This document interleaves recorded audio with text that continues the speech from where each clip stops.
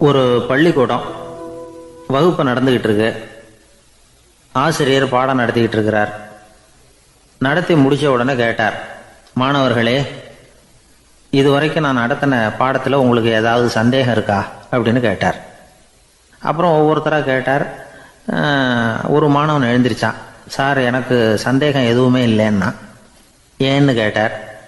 ஏன்னா எனக்கு நீங்கள் நடத்தின பாடம் தெளிவாக புரிஞ்சுட்டுது, அதனால் சந்தேகம் வரலன்னா.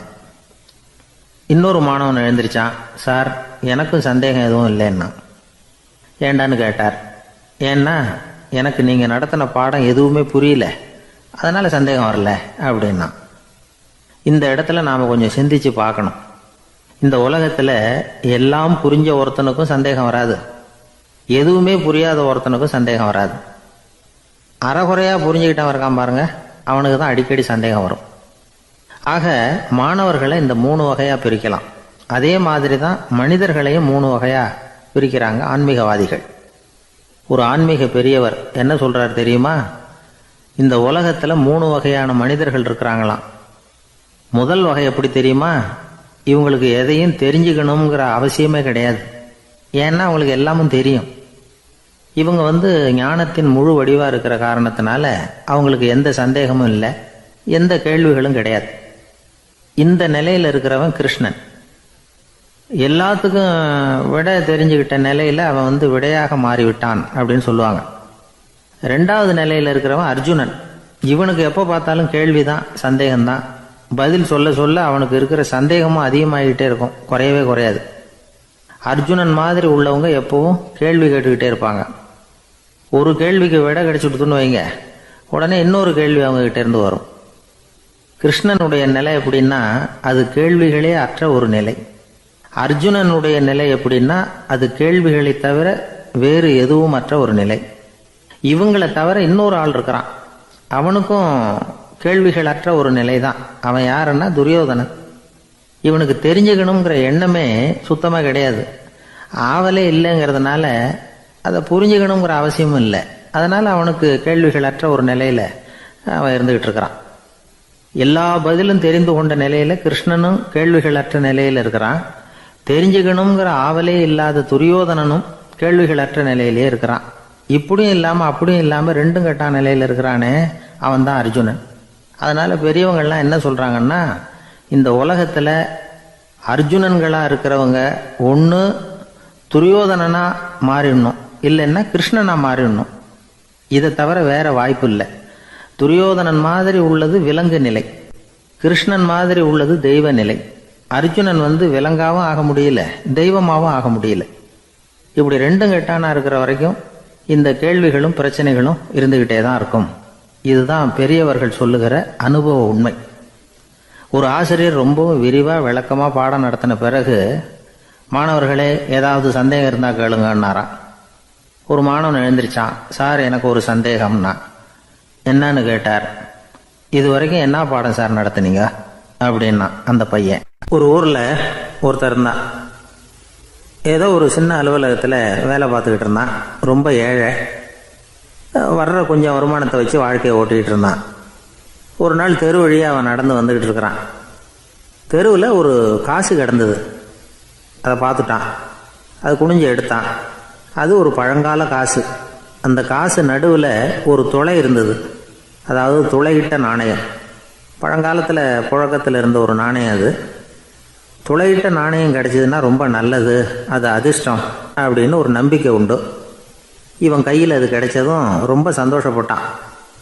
இனிமேல் என்னுடைய கஷ்டம்லாம் தீரப்போகுது, அதிர்ஷ்டம் என்னை தேடி வரும், நான் பணக்காரன் ஆகிடுவேன் அப்படின்னு சொல்லிட்டு அந்த காசை தன்னுடைய கோட்டு பையில் பத்திரமா போட்டு வச்சுக்கிட்டான்.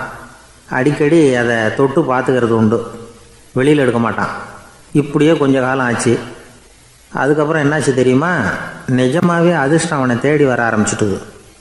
செல்வம் குவிஞ்சுது. பணம், பதவி, புகழ் எல்லாம் சேர்ந்தது. சமூகத்தில் அவன் ஒரு பெரிய மனுஷன் ஆயிட்டான். எல்லாரும் அவனை பாராட்டினாங்க. அவன் எதை தொட்டாலும் வெற்றி, எல்லாம் அந்த காசோட மகிமை அப்படின்னு அவன் மனசுக்குள்ளே நினச்சிக்கிட்டான். தினமும் காலையில் அந்த கோட்டை போட்டுக்கிட்டு தான் வெளியில் கிளம்புவான். புறப்படுறதுக்கு முன்னாடி கோட்டு பாக்கெட்டை தொட்டு பார்த்துக்குவான், உள்ளே காசு இருக்கா அப்படிங்கிறத உறுதிப்படுத்திக்குவான். அதுக்கப்புறம் தான் வெளியில் கிளம்புவான். இப்படியே பல வருஷம் ஓடி போச்சு. ஒரு நாள் அவனுக்கு அந்த ஆசை வந்துட்டுது. அதாவது அந்த துளையிட்ட நாணயத்தை எடுத்து கண்ணால் பார்க்கணும் அப்படின்னு. காலையில் சாப்பிட்டுக்கிட்டு இருந்தான். அப்போ தன்னுடைய மனைவிகிட்ட சொன்னான், ரொம்ப நாளைக்கு அப்புறம் என்னுடைய அந்த நாணயத்தை இன்றைக்கி வெளியில் எடுத்து பார்க்க போகிறேன்னா. என்னத்துக்கு அது, இப்போ அதை பார்க்க வேணாமே அப்படின்னு மெதுவாக இழுத்தாங்க அந்த அம்மா.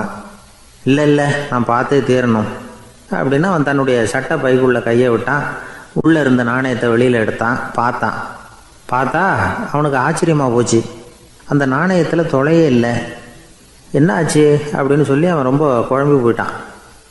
இப்போ அந்த அம்மா சொன்னாங்க, நான் தான் ஒரு நாள் உங்கள் கோட்டு ரொம்பவும் தூசியாக இருக்கேன்னு சொல்லி அதை ஜன்னலுக்கு வெளியில் உதறினேன்.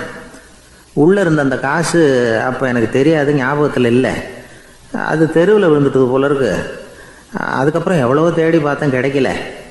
அதுக்குள்ளே அதை யாரோ எடுத்துகிட்டு போயிட்டாங்க போல இருக்கு. அது இல்லைங்கிறது உங்களுக்கு தெரிஞ்சால் வருத்தமாக இருக்குமேங்கிறதுக்காக நான் தான் வேற ஒரு நாணயத்தை எடுத்து சட்டை பைக்குள்ளே வச்சுட்டேன் அப்படின்னு விவரத்தை சொன்னாங்க அந்த அம்மா. இது எப்போ நடந்ததுன்னு கேட்டான். உங்களுக்கு அந்த காசு கிடைச்சதே அன்னைக்கு மறுநாளே இது நடந்து போச்சு அப்படின்னாங்களாம். இதை கொஞ்சம் யோசனை பண்ணி பாருங்கள். அவனுக்கு அதிர்ஷ்டத்தை கொடுத்தது அந்த நாணயம் இல்லை, அவனுடைய நம்பிக்கை, அதாவது தன்னம்பிக்கை. அதுதான் வேலை செஞ்சிருக்கு. இதிலிருந்து நாம் தெரிஞ்சுக்க வேண்டியது என்னென்னா, வாழ்க்கையில் முன்னேற நினைக்கிறவங்களுக்கு தன்னம்பிக்கை ரொம்ப முக்கியம். அது இல்லைன்னா முன்னேற முடியாது. ஒருத்தன் சொன்னானா, நான் எப்போவுமே என்ன தான் சார் நம்புவேன், மற்றவங்கள நம்ப மாட்டேன். நேற்றுக்கு பாருங்கள், திடீர்னு 10 பேர் என்னை அடிக்க வந்துட்டாங்க, நான் ஒருத்தனாகவே அதை சமாளித்தேன் அப்படின்றான் ரொம்ப பெருமையாக. அது எப்படின்னு கேட்டாங்களாம். ஒரே ஓட்டமாக அங்கேருந்து ஓடி வந்துட்டேன் அப்படின்னு நானா. வாழ்க்கையில் ரொம்பவும் அடிபட்டு அல்லல் போட்டுக்கிட்டு இருக்கிற ஒருத்தர் வந்தார். மனசு ரொம்பவும் நொந்து போய் பேசினார். இந்த உலகத்தில் மனுஷனாக பிறந்ததை விட மாடாக பிறந்திருக்கலாம் சார் அப்படின்னார். திடீர்னு வந்து என்கிட்ட இப்படி சொன்னால் அதுக்கு நான் என்னங்க பண்ண முடியும் அப்படின்னேன். உங்ககிட்ட வரணும்னு தோணுச்சு, அதனால் வந்தேன் அப்படின்னார். சரிங்க, இப்படி ஒரு யோசனை வந்ததுக்கு என்ன காரணம் அப்படின்னு சொல்லி அவர்கிட்ட கேட்டேன். அதுக்கு அவர் சொன்னார், என் பையனுக்கு வேலை தேடுறேன் கிடைக்கல, பொண்ணுக்கு மாப்பிள்ளை தேடுறேன் கிடைக்கல, வீடு கட்டுறதுக்கு கடன் கேட்குறேன் கிடைக்கல. மாடாக பிறந்திருந்தா இது மாதிரி கவலையெல்லாம் கிடையாதுல்ல, பேசாமல் வைக்கோலை தின்னுக்கிட்டு அசை போட்டுக்கிட்டே கடந்து விடலாமே அப்படின்னார் அலட்சியமாக. அதுக்கப்புறம் தான் அவர் சொன்ன கருத்தை நானும் கொஞ்சம் அசை போட ஆரம்பித்தேன் மனசுக்குள்ளே. இப்போது இயற்கையை பொறுத்த வரைக்கும் அது நாம் எல்லாரும் மகிழ்ச்சியாக வாழணும் அப்படின்னு தான் விரும்புது. விலங்குகள், பறவைகள், தாவரங்கள், அப்புறம் மற்ற உயிரினங்கள் எல்லாமும் நல்லபடியாக இருக்கணும் அப்படிங்கிறது தான் இயற்கையோட விருப்பம். அதில் ஒன்றும் சந்தேகம் இல்லை. இயற்கையோட அமைப்பை கொஞ்சம் கவனித்து பார்த்தா அதை நாம் நல்லா புரிஞ்சுக்கலாம். இருந்தாலும் இந்த ஆள் சொன்னதை கேட்ட பிறகு தான் ஒரு முக்கியமான வேறுபாடு புரிஞ்சுது. அதாவது இந்த உலகத்தில் உள்ள முக்கியமான பிரச்சனைகள் 6. அந்த 6 பிரச்சனைகளும் ஆடு மாடுகளுக்கு கிடையாது, மரம் செடி கொடிகளுக்கு கிடையாது. ஆனால் மனுஷன் அந்த 6 பிரச்சனைகளையும் சந்திக்க வேண்டியிருக்கு. சரி, அந்த 6 பிரச்சனைகள் என்னென்ன தெரியுமா? முதல்ல இந்த ஆடு மாடுலாம் நமக்குன்னு சொந்தமாக ஒரு வீடு இல்லையே அப்படின்னு கவலைப்பட்டுக்கிட்டு இருக்கிறதில்ல. ஆனால் மனிதனுக்கு வீடு தேவைப்படுது. இது ஒரு வித்தியாசம். இப்போ 2வது பிரச்சனை என்னென்னா ஆடை பிரச்சனை. ஒரு கோழியோ சேவலோ நாம் போட்டுக்கிறதுக்கு ஒரு சட்டை இல்லையே அப்படின்னு கவலைப்படுறதில்ல. ஆனால் மனுஷனுக்கு அந்த கவலை உண்டு. சரி, இப்போ 3வது என்னன்னு பார்த்தா கல்வி பிரச்சனை. ஒரு பசுமாடு கவலையோடு நின்றுக்கிட்டு இருக்கு அப்படின்னு வச்சுக்குவோம். நீங்கள் அதுக்கிட்ட போய், ஏன் பசுமாடை கவலையோடு நின்றுக்கிட்டு இருக்கிற அப்படின்னு கேட்குறீங்க. என் கண்ணுக்குட்டிக்கு எல்கேஜியில் இடம் கிடைக்கல, டொனேஷன் கொடுக்கறதுக்கு கையில் பணமும் கிடையாது, சிபாரிசுக்கு யாரை பிடிக்கிறதுன்னு தெரியல, இப்படியா சொல்லிகிட்டு இருக்கோம். அதுக்கு அந்த கவலையெல்லாம் கிடையாது. ஆனால் மனிதனுக்கு அந்த கவலை உண்டு. 4வது என்னன்னு பார்த்தீங்கன்னா வேலைவாய்ப்பு பிரச்சனை. வேலை கிடைக்கலையே அப்படின்னு வேப்ப மரம் கவலைப்படுறதில்ல, ஆனால் மனுஷன் கவலைப்படுறான். 5வது என்னன்னு பார்த்தா கல்யாண பிரச்சனை. எருமை மாடு பசு மாடு எல்லாம் பொண்ணுக்கு மாப்பிள்ளை தேடிட்டாலே இது பேப்பரில் மணமகன் தேவை அப்படின்னு விளம்பரமாக கொடுக்குது, அதெல்லாம் கிடையாது. 6வது என்னன்னு பார்த்தீங்கன்னா பணம் சம்பந்தமான பிரச்சனை. ஆடு மாடுலாம் பணத்தை சேமிக்கணும்னோ ஏதாவது நிதி நிறுவனத்தில் முதலீடு பண்ணணும்னோ நினச்சிக்கிட்டு இருக்கிறதில்ல. பணத்தை எப்படி காப்பாற்றுறது அப்படிங்கிற கவலையும் அதுகளுக்கு கிடையாது. குதிரை வந்து குழம்போடு பிறக்குது, அதனால் அது காடு மேடெல்லாம் கவலை இல்லாமல் தெரியலாம். ஆடு வந்து உடம்புல ரோமத்தோடு பிறக்குது, அதனால் அது குளிரை பற்றி கவலைப்பட வேண்டிய அவசியம் இல்லை. ஆனால் மனுஷனை பார்த்திங்கன்னா அவன் தான் ஒன்றும் இல்லாமல் பிறக்கிறான். ஏன் இந்த பாகுபாடு அப்படின்னு கேட்டால் இதை பற்றி கொஞ்சம் சிந்திச்சு பார்க்கணும். அதாவது இந்த சந்தேகத்தை ஒரு பெரியவர்கிட்டையும் கேட்டேன். அவர் சொன்னார் இதுக்கு பதில். அவர் இதே கேள்வியை இயற்கை கிட்ட கேட்டாராம். இயற்கை பதில் சொல்லிச்சான். வேறு யாருக்கும் கொடுக்காத ஒரு வலுவான கருவியை, ஒரு பவர்ஃபுல் வெப்பன் மனுஷனுக்கு கொடுத்துருக்குறேன்னு, அந்த கருவியை உபயோகப்படுத்தி அந்த 6 பிரச்சனையை மட்டும் இல்லை, 6 கோடி பிரச்சனைகள் இருந்தாலும் அதையெல்லாம் சமாளிக்கலாம். அது கருவி என்ன தெரியுமா? அதுதான் 6வது அறிவு. அதை உபயோகப்படுத்தினா காலுக்கு செருப்பு தயார் பண்ணிக்கலாம், குளிருக்கு போர்வை தயார் பண்ணிக்கலாம், என்ன வேணும்னாலும் செய்யலாம் அப்படின்னு இயற்கை பதில் சொல்லிச்சான். அதனால் நாம் செய்ய வேண்டியது என்னென்னா, இயற்கையை முதல்ல சரியாக புரிஞ்சுக்கணும். இயற்கையின் படைப்பையே நாம் வந்து சரியாக புரிஞ்சுக்கிறது இல்லையா, அதுதான் வேதனை. இந்த கதையை கேளுங்க. இப்போ நகரத்திலேருந்து ஒரு ஆள் கிராமத்துக்கு வந்தான். அங்கே ஒரு சிறுவன் மாடு மேய்ச்சிக்கிட்டு இருந்தான். நகரத்து ஆள் சொன்னான், எவ்வளோ அழகான பசு, அது சரி இதுக்கெல்லாம் ஏன் கொம்பு இல்லைன்னா. இதுக்கு அந்த பையன் பதில் சொன்னான், பசுமாட்டுக்கு கொம்பு இல்லாததுக்கு பல காரணங்கள் உண்டு. கண்ணுக்குட்டியாக இருந்தால் கொம்பு இருக்காது, பசு வளர்ந்து பெருசானதுக்கு அப்புறம் தான் கொம்பு முளைக்கும், இது ஒரு காரணம். சில சமயம் வளர்கிற கொம்பு எடுத்து விடுறது உண்டு, அது ஒரு காரணம். ஆனால் இதுக்கு ஏன் கொம்பு இல்லைன்னு கேட்குறீங்க, அதுக்கு என்ன காரணம்னா இது பசு இல்லை குதிரை அப்படின்னானா. கத்தியை தீட்டாதே புத்தியை தீட்டு அப்படின்னு ஒரு பெரியவர் புத்தி சொன்னார். அதை கேட்ட ஒரு இளைஞன், அது எப்படி பெரியவரை புத்தியை தீட்டுறது? கத்தியை தீட்டுன்னு சொன்னால் ஒரு கருங்கல்லில் கத்தியை தேய்க்கலாம், புத்தியை தீட்டுன்னு சொன்னால் எப்படி தலையை கொண்டுட்டு போய் தரையில் தேய்ச்சிக்கிட்டு இருக்க முடியுமா அப்படின்னா. அந்த பெரியவர் உடனே புரிஞ்சுக்கிட்டார், இந்த இளைஞனுக்கு புத்தி கூர்மை கம்மி அப்படிங்கிறத புரிஞ்சுக்கிட்டார். அது சரி, அறிவுக்கும் புத்திசாலித்தனத்துக்கும் என்ன வித்தியாசம்? இது ஒரு முக்கியமான கேள்வி. அறிவுன்னா என்ன, புத்திசாலித்தனம்னா என்ன? இதே கேள்வியை சாக்ரட்டிஸ் கிட்ட அவருடைய சீடன் ஒருத்தன் கேட்டானான். ஐயா, அறிவுக்கும் புத்திசாலித்தனத்துக்கும் என்னங்க வித்தியாசம் அப்படின்னு கேட்டிருக்கான்.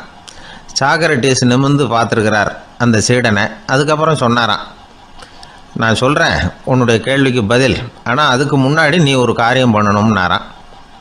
என்னங்க செய்யணும் சொல்லுங்கன்றிருக்கான்.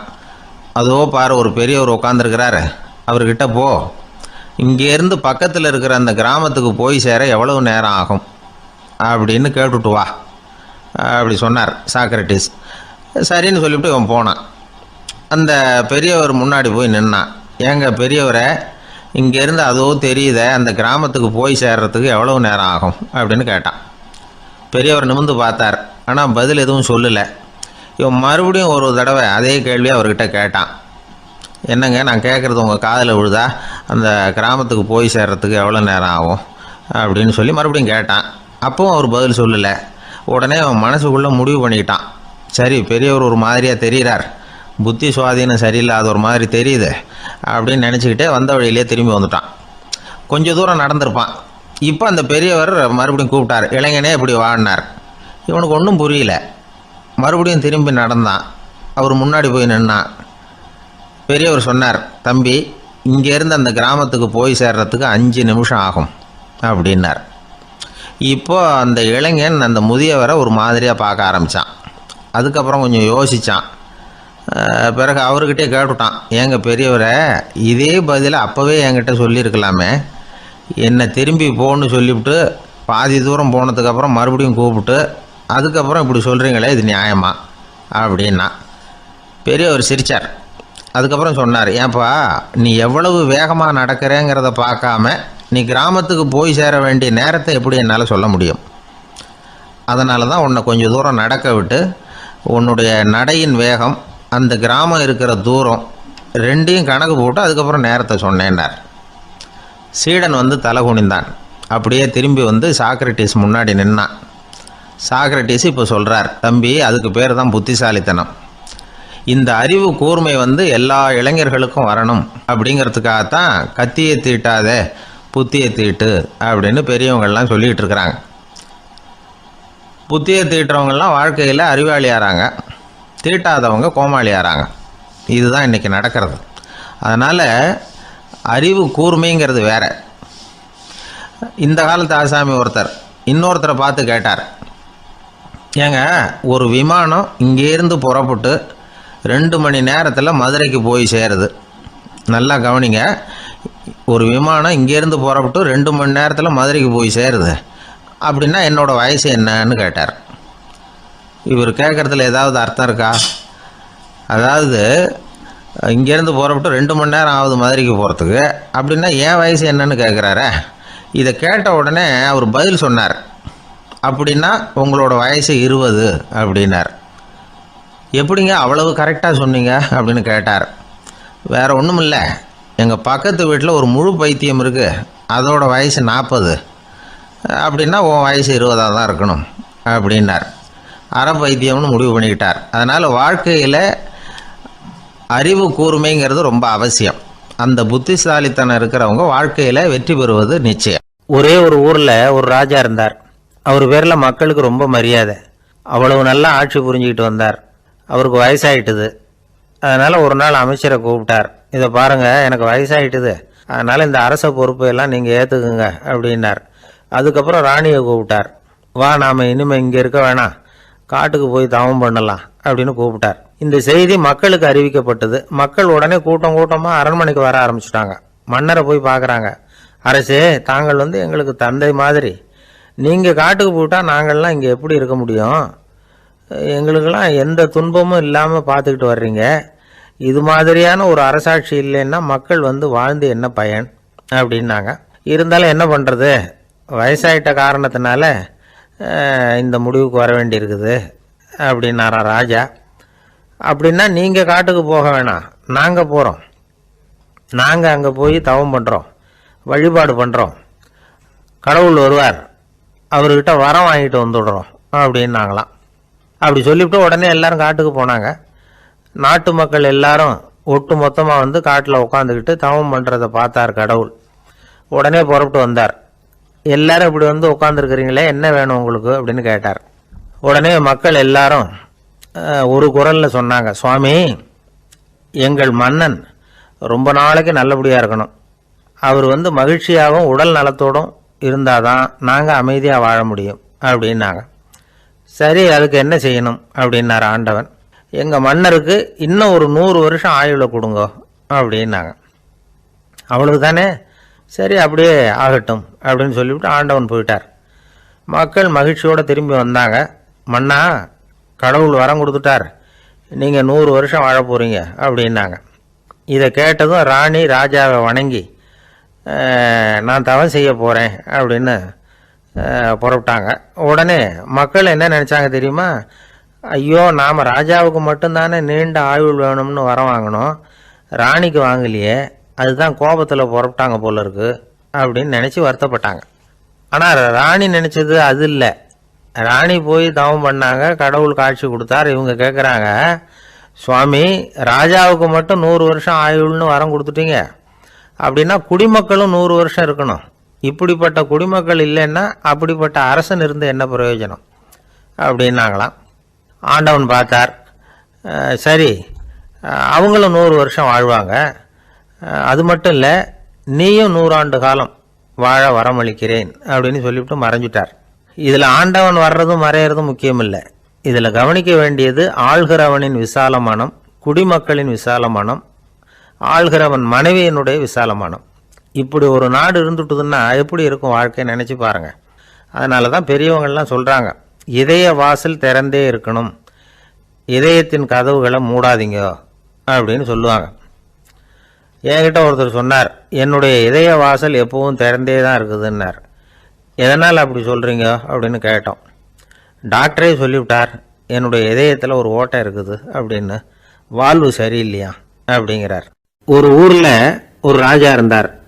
அவர் அடிக்கடி காட்டுக்கு வேட்டையாட போவார். சில நண்பர்களையும் கூட அழைச்சிக்கிட்டு போவார். காட்டுக்கு போனதும் ஆளுக்கு ஒரு பக்கமாக போய் வேட்டையாடுவாங்க. சாயந்தரமாக திரும்பி வருவாங்க. மறுநாள் அரண்மனையில் உட்காந்து ஒவ்வொருத்தரும் அவங்க அனுபவங்களை எல்லாம் சொல்லிக்குவாங்க. அவங்க வீரத்துக்கு தகுந்த மாதிரி பரிசை அந்த ராஜா கொடுப்பார். இது மாதிரி ஒரு தடவை எல்லாரும் வேட்டைக்கு போயிட்டு திரும்பி வந்ததும் உட்காந்து பேச ஆரம்பிச்சிருக்கிறாங்க. ஒருத்தன் சொன்னான், தன்னுடைய வீர செயலை பற்றி அளக்க ஆரம்பிச்சிட்டான். ஏன்னா அதுக்கு பரிசு கிடைக்க போகுதில்ல, அதனால். அவன் என்ன சொன்னான் தெரியுமா? அரசே, நேற்றுக்கு காட்டில் என்னாச்சு தெரியுமா? எனக்கு நேராக ஒரு சிங்கம் வாயை திறந்துக்கிட்டு வந்துட்டுது. நான் பயப்படவே இல்லை. உடனே ஒரு கல்லை எடுத்து குறி பார்த்து வீசினேன். சிங்கத்து வாய்க்குள்ளே போய் அந்த கல் மாட்டிக்கிட்டுது. அவ்வளவுதான். அந்த சிங்கம் என்னை பார்த்துட்டு பயந்துட்டு ஒரே ஓட்டமாக திரும்பி ஓடி போயிட்டுது அப்படின்னா. ஆஹா பலே அப்படின்னு எல்லாரும் கை தட்டினாங்க. ரெண்டாவது ஆள் ஒருத்தன் எழுந்திரிச்சான். அவன் சொல்ல ஆரம்பிச்சான், அரசே, நான் போன வழியில் 2 பெரிய மலைப்பாம்பு கிடந்தது. என்னை முழுங்கிறதுக்கு வந்தது. நான் என்ன பண்ணேன் தெரியுமா? அந்த 2 பாம்போட வாலையும் ஒன்றா சேர்த்து முடிச்சு போட்டுட்டேன். அவ்வளவுதான். அது அங்கே இழுக்க இது இங்கே இழுக்க முடிச்சு நல்லா இறுகி போட்டுது அப்படின்றான். ஆஹா அற்புதம்னு சொல்லி எல்லாரும் கை தட்டினாங்களாம். அடுத்தபடியாக 3வது ஆள் ஒருத்தன் வந்தான். அவன் சொல்ல ஆரம்பித்தான், மன்னா, நான் போன பாதையில் குறுக்க ஒரு ஆறு, அதில் இறங்கி குளித்தேன். யாரோ காலை பிடிச்சி இழுக்கிறது மாதிரி இருந்தது. திரும்பி பார்த்தா ஒரு பெரிய முதலை. நான் உடனே அப்படியே ஒரு துள்ளல் துள்ளி அது முதுகில் போய் உக்காந்துக்கிட்டேன். அதை அப்படியே கரைக்கு நீந்த வச்சேன். கரைக்கு வந்து சேர்ந்ததும் அப்படியே ஒரே துள்ளி குதிச்சு கரைக்கு வந்துட்டேன் அப்படின்றான். அவன் தன்னுடைய வீரத்தை அப்படி சொல்லியிருக்கான். அடடா எப்பேற்பட்ட வீரம் அப்படின்னு எல்லாரும் கை தட்டினாங்களாம். 4வது ஆள் எழுந்திரிச்சான். மன்னா, நான் போன இடத்துல ஒரு கரடி வந்து என்னை துரத்த ஆரம்பிச்சுட்டுது. நான் ஒரு மலை உச்சிக்கு வந்துட்டேன். அதுக்கப்புறம் ஒரு அடி எடுத்து வச்சாலும் அதில் பாதாளத்தில் விழ வேண்டியது தான். அந்த நேரம் பார்த்து ஒரு பெரிய ராட்சச கழுகு அந்த பக்கமாக பறந்து வந்தது. நான் உடனே அப்படியே உயர எழும்பி அந்த கழுகோட காலை பிடிச்சிக்கிட்டேன். அப்படியே தொங்கிக்கிட்டே வந்தேன். ஒரு நல்ல இடம் வந்ததும் தொப்புன்னு கீழே குதிச்சு நடந்து வந்துட்டேன்னா. இதுக்கும் எல்லாரும் கை தட்டுறாங்க. கடைசியாக ஒரு ஆள் எழுந்திரிச்சான். அரசே, நான் வந்து போன வழியில் ஒரு பெரிய யானை குறுக்க வந்தது. பயங்கரமாக சத்தம் போட்டுக்கிட்டே வந்தது. நான் பயந்து ஓடலை. உடனே என்ன பண்ணேன் தெரியுமா? அந்த யானையோட வாலை பிடிச்சி தூக்கினேன். தலைக்கு மேலே தூக்கி கரன்னு சுற்றினேன். வேகமாக சுற்றி வீசி எறிஞ்சேன். அவ்வளவுதான். அதே ஸ்பீடில் அந்த யானை மேலே போக ஆரம்பிச்சுட்டுது. இன்னும் கூட அது போய்கிட்டே தான் இருக்குது, கீழே விழவே இல்லைன்னா. இதை கேட்டதும் ராஜாவுக்கு கோபம் வந்துட்டுது. என்ன முட்டாள்னு நினச்சிக்கிட்டு பேசுறியா? யானையை வந்து நீ வாலை பிடிச்சி தூக்குன, அதை நான் நம்பணுமா அப்படின்னார். உடனே இவன் பணிவாக பதில் சொன்னான், அரசே, ஒரு சிங்கத்து வாயில கல் மாட்டிக்கிட்டதை நம்புறீங்க, மலைப்பாம்பு வாலை பிடிச்சி முடிச்சு போட்டதை நம்புறீங்க, முதல்ல முதுகலை சவாரி பண்ணதையும் நம்புறீங்க, கழுகு காலை பிடிச்சிக்கிட்டு பறக்கிறதையும் நம்புறீங்க. அப்படி நம்புறப்ப நான் சொன்னதை மட்டும் நம்பக்கூடாதா அப்படின்னு கேட்டானான்.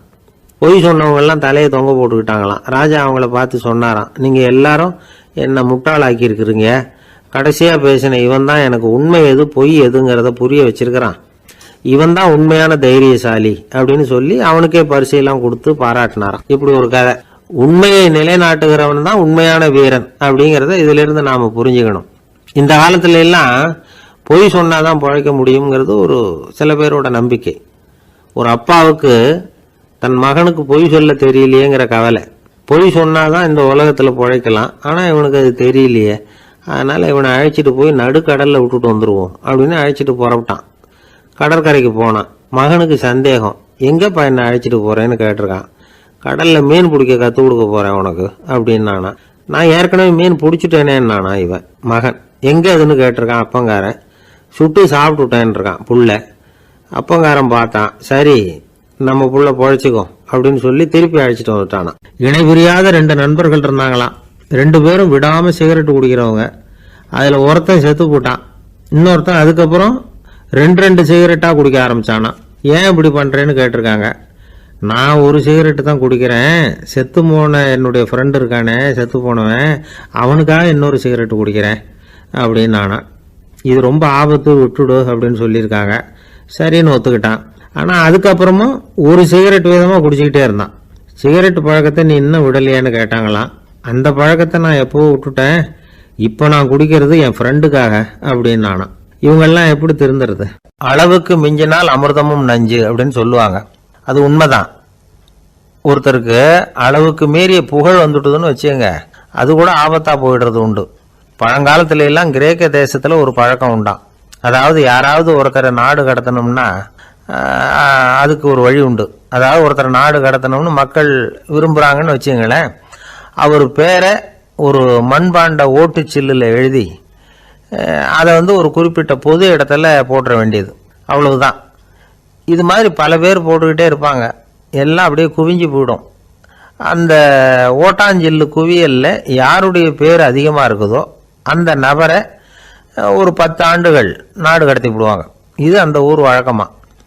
ஒரு நாள் அந்த குவியலுக்கு பக்கத்தில் ஒரு ஆள் நின்றுக்கிட்டு இருக்கிறான். அவன் கையில் ஒரு ஓட்டாஞ்சில்லு வச்சிருக்கிறான். அதில் யாரோட பேரையோ எழுதணும், எழுதி அந்த இடத்துல போடணுங்கிறது அவன் ஆசை. ஆனால் அவன் படிக்காதவன், அதனால் எழுத தெரியல. யாராவது அந்த வழியாக வர்றாங்களான்னு பார்த்துக்கிட்டே நின்றுக்கிட்டு இருந்தான். ஒரு பெரியவர் வந்துக்கிட்டு இருந்தார். அவர்கிட்ட ஓடினான். கையில் இருந்த மண்பாண்ட சில்லை கொடுத்தான். ஐயா, இதில் ஒரு பேர் எழுதி கொடுங்களேன்னா அந்த பெரியவர் அதை வாங்கி கையில் வச்சுக்கிட்டு என்ன பேர் எழுதணும் சொல்லு அப்படின்னா இவன் சொன்னான், அரிஸ்டைடிஸ் அப்படின்னு எழுதுங்க அப்படின்னா. இதை கேட்டதும் அந்த பெரியவருக்கு அதிர்ச்சி. ஏன்னா அவர் தான் அரிஸ்டைடிஸ், தத்துவ மேதை அரிஸ்டைடிஸ் அவர். இருந்தாலும் நான் தான் அதுங்கிறத காட்டிக்காம அந்த ஆளுகிட்ட கேட்டார். அது சரிப்பா, அரிஸ்டைடிஸ்ங்கிற பேரை எழுத சொல்கிற, அவர் உனக்கு என்ன கெடுதல் பண்ணார், அவர் பேரை இதில் எழுத சொல்கிறியே அப்படின்னு கேட்டிருக்கார். அதுக்கு இவன் சொன்னானா, அவர் எனக்கு எந்த கெடுதலும் பண்ணலை, அவரை நான் பார்த்தது கூட இல்லை அப்படின்ட்டுருக்கான். அப்புறம் எதுக்காக அவரை நாடு கடத்தணும்னு நீ ஆசைப்படுற அப்படின்னு கேட்டிருக்கார். இப்போ அந்த ஆள் சொல்கிறான், அரிஸ்டைடஸை பற்றி எல்லாரும் பேசுகிறாங்க, அவர் ரொம்ப நல்லவர், அவர் ஒரு பெரிய அறிவாளிங்கிறாங்க, அவர் ஒரு பெரிய வள்ளல், பேரறிஞர், இப்படி எல்லாரும் சொல்கிறத கேட்டு கேட்டு எனக்கு ரொம்ப அலுத்து போயிட்டுது, அதனால தான் வெறுப்பாயிட்டேன் அப்படின்னு நானும். இதிலேருந்து என்ன தெரியுது, நாம் நல்லவனாக இருக்கிறதுல ஒன்றும் இடைஞ்சல் இல்லை. ஆனால் நம்மளை நல்லவன் நல்லவன் எல்லாரும் சொல்ல ஆரம்பிச்சிட்டாங்கன்னு வச்சுக்கோங்க, அப்போ இடைஞ்சல் ஆரம்பம்னு அர்த்தம். எதுவுமே அளவுக்கு மிஞ்சி போகாமல் பார்த்துக்க வேண்டியது ரொம்ப அவசியம். அளவுக்கு அதிகமாக ஆசைப்படாதவங்களில் ஆப்ரஹாம் லிங்கனும் ஒருத்தரான். அவர் ஒரு தடவை தன்னுடைய நண்பர்கள்கிட்ட பேசிக்கிட்டு இருந்தாராம்.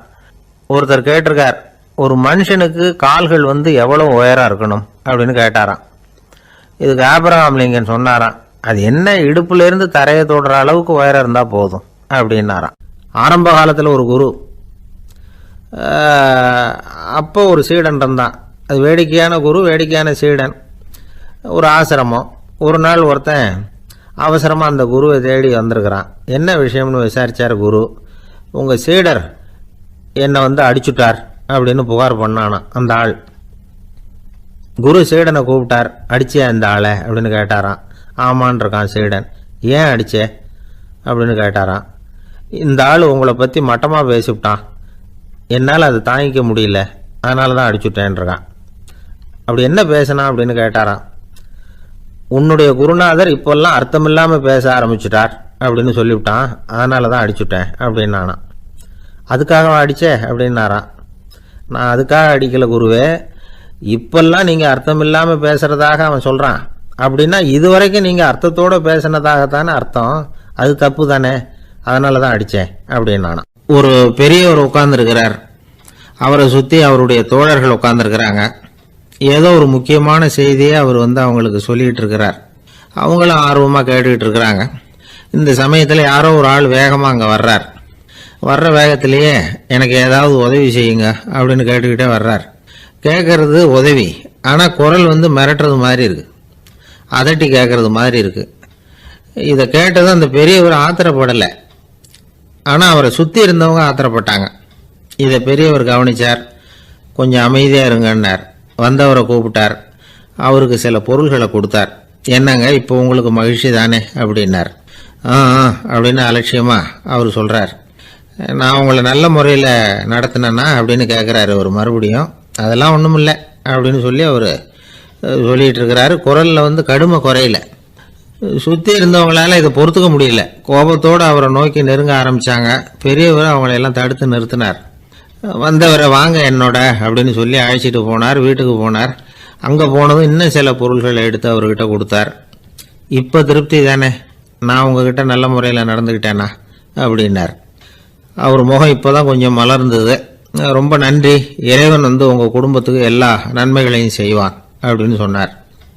இதே வார்த்தைகளை என்னுடைய தோழர்கள்கிட்டே சொல்லிட்டீங்கன்னா அவங்க கோபம் தணிஞ்சிரும், வர முடியுமான்னார்.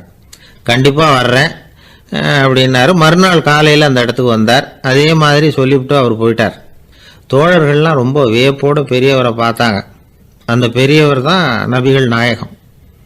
அவர் சொன்னார், ஒருத்தன் ரொம்ப ஆசையாக ஒரு ஒட்டகத்தை வளர்த்துக்கிட்டு வந்தான். ஒரு நாள் அந்த ஒட்டகம் வந்து கயத்தை அறுத்துக்கிட்டு ஓடி போயிட்டுது. அக்கம் பக்கத்தில் இருக்கிறவங்கெல்லாம் அந்த ஒட்டகத்தை பிடிக்கிறதுக்கு முயற்சி பண்ணாங்க. அதை துரத்திக்கிட்டு ஓடினாங்க. ஒட்டகம் வந்து தாறுமாறாக ஓட ஆரம்பிச்சுது. இந்த சமயத்தில் ஒட்டகத்தை வளர்த்தவன் அங்கே ஓடி வந்தான். நீங்கள் அதை ஒன்றும் செய்ய வேணாம், விட்டுருங்க.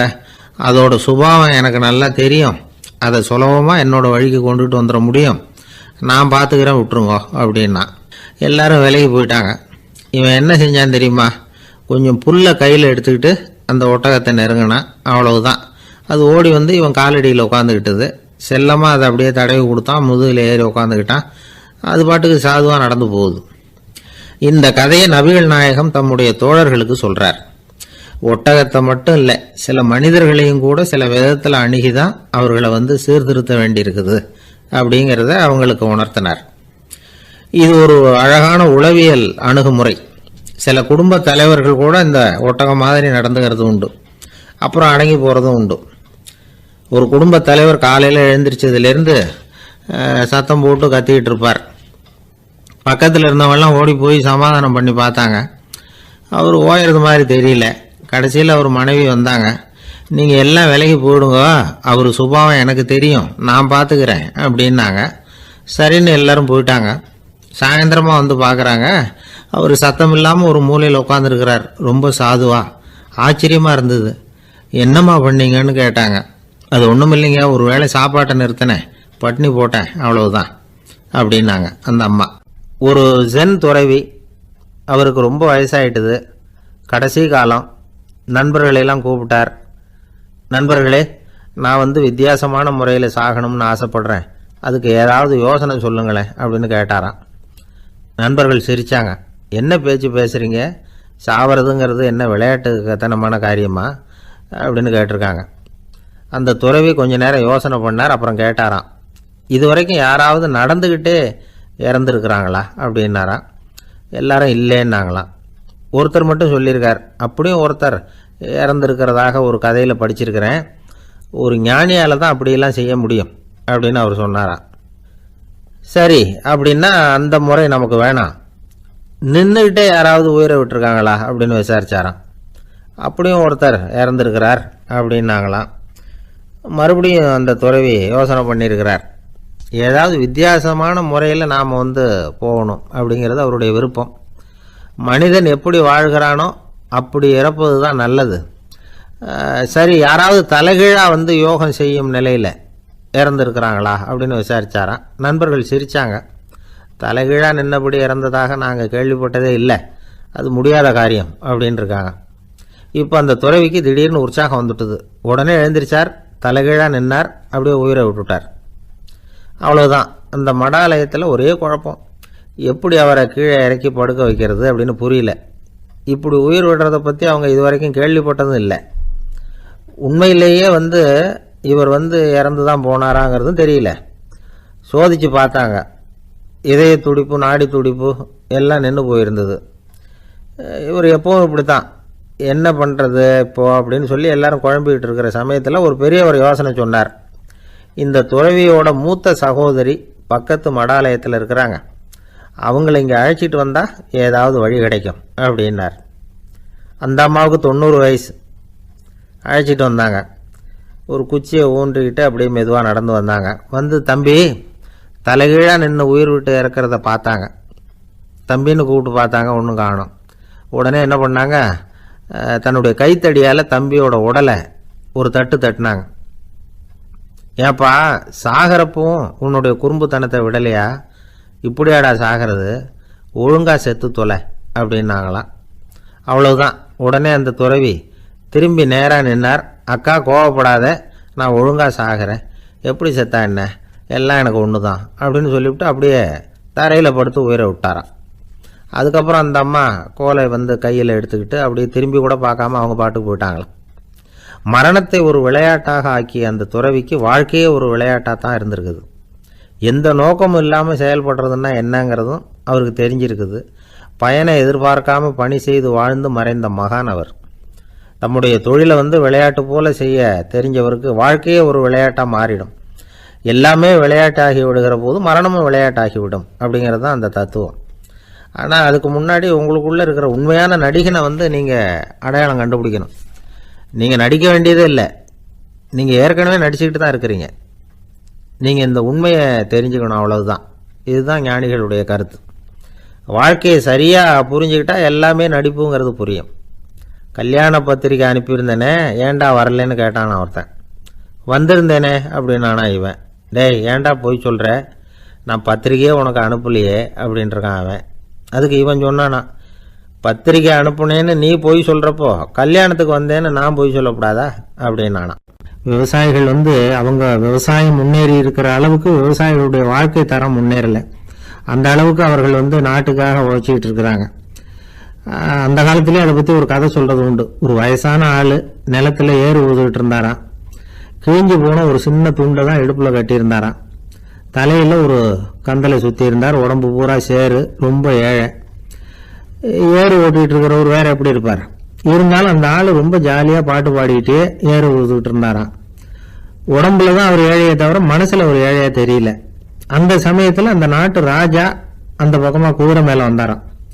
வேட்டைக்கு போயிட்டு பரிவாரங்களோடு திரும்பி வந்துகிட்டு இருக்கிறார். ரொம்ப செல்வ செழிப்பில் இருக்கிற ராஜா அவர். அவரும் இந்த வயசான விவசாயியை பார்த்துருக்கார். இந்த ஆள் ரொம்பவும் ஏழைங்கிறது அவர் பார்த்தாவே பளிச்சுன்னு தெரியுது. கட்டிக்கிறதுக்கு நல்ல துணி இல்லை, உடம்போ இழைச்சி போயிருக்குது, வயிறு முதுகில் போய் ஒட்டிகிட்டு இருக்கு, கண்ணு குழு விழுந்து போயிருக்குது. ஆனாலும் முகத்தை பார்த்தா சந்தோஷமா இருக்கிற மாதிரி இருக்கு. இவ்வளவு உற்சாகமாக பாடிக்கிட்டு இருக்கிறாரே அப்படின்னு ஆச்சரியமா நினச்சி பார்த்தார் அந்த ராஜா. சரி, அவர்கிட்ட கொஞ்சம் பேச்சு கொடுத்து பார்க்கலாம் அப்படின்னு முடிவு பண்ணார். ஐயா பெரியவரே, இப்படி கொஞ்சம் வர முடியுமான்னாராம். பொழுது போகிறதுக்குள்ளே நான் இந்த வயல் பூரா உழவு ஓட்டி ஆகணும், அதனால் பேசுறதுக்கு நேரம் இல்லை அப்படின்னாராம் அந்த பெரியவர். என்ன அவ்வளவு அவசரமா? மீதி இருந்தால் நாளைக்கு உழுதக்கூடாதா? அது சரி, உனக்கு எத்தனை ஏக்கர் நிலம் இருக்குது அப்படின்னு விசாரிச்சிருக்கார் ராஜா. எனக்குன்னு சொந்தமாக உள்ளங்கை அளவு கூட நிலம் கிடையாது. இது எங்கள் முதலாளியோட நிலம். இதை பூராவும் உழுது முடிச்சாதான் அவர் கூலி கொடுப்பார். நான் கூலிக்கு உழுதுகிட்டு இருக்கிறேன். உங்ககிட்ட பேசிக்கிட்டு இருந்தா அவருக்கு துரோகம் பண்ணது மாதிரி ஆயிடும் அப்படின்னாராம். ராஜா குதிரை விட்டு கீழே இறங்கினார். வரப்புல நடந்து அந்த பெரியவர்கிட்டயே போனாராம். சரி, ஒரு நாள் பூரா உழுதான் உனக்கு எவ்வளவு கூலின்னு கேட்டிருக்கார். 8 அணா கூலி கிடைக்கும்னாராம் அவர். இது ரொம்ப காலத்துக்கு முன்னாடி நடந்த ஒரு சம்பவங்கிறதுனால அப்போ 8 அணா கூலிங்கிறது ரொம்ப பெருசு. இருந்தாலும் அதுவும் அந்த ராஜாவுக்கு பெரிய கூலியா தெரியல. இவ்வளவுதானா, இதை வச்சுக்கிட்டு நீ எப்படி காலம் தள்ளுற அப்படின்னாராம். ஒன்றும் கவலை இல்லை அப்படின்னாராம் அவரு. ராஜாவுக்கு ரொம்ப ஆச்சரியமா போச்சு. 8 அணா கூலி வாங்குற இந்த ஆளு கவலை இல்லாம இருக்கிறார், ஏராளமான வசதியோடு இருக்கிறன்னா கவலை இல்லாம வாழ முடியலையே அப்படின்னு நினைச்சு பார்த்திருக்கார். அது சரி, 8 அணாவில் எப்படி குடும்பம் நடத்துற அப்படின்னு கேட்டாராம். எனக்கு கிடைக்கிற 8 அணாவில் 2 அணா குடும்பத்துக்கு செலவழிக்கிறேன், 2 அணா பழைய கடனுக்கு கொடுக்குறேன், 2 அணா வந்து தர்மம் செய்யறேன், 2 அணா வட்டிக்கு கொடுக்குறேன், ஒரு குறையும் இல்லைன்னாராம். ராஜாவுக்கு ஒன்றும் புரியல. எனக்கு ஒன்றும் புரியலேன்னு இருக்காரு. ஐயா, எனக்கும் என் மனைவிக்கும் 2 அணா செலவாகுது. வயசான அம்மா அப்பா இருக்கிறாங்க, சின்ன வயசுல என்னை காப்பாத்தினவங்க அவங்க. அந்த கடனுக்கு 2 அணா செலவாகுது, அது பழைய கடன். என் தங்கச்சி ஒருத்தி ஆதரவு இல்லாத நிலைமையில தன்னுடைய மகனோட என் வீட்டில் வந்து இருக்கிறா. அவளுக்கும் அவள் மகனுக்கும் 2 அணா செலவு பண்றேன், அது தர்மம். எனக்கு 2 பிள்ளைங்க இருக்கிறாங்க, அவங்களுக்கு 2 அணா செலவு பண்றேன், அது வட்டிக்கு கொடுக்கறது மாதிரி.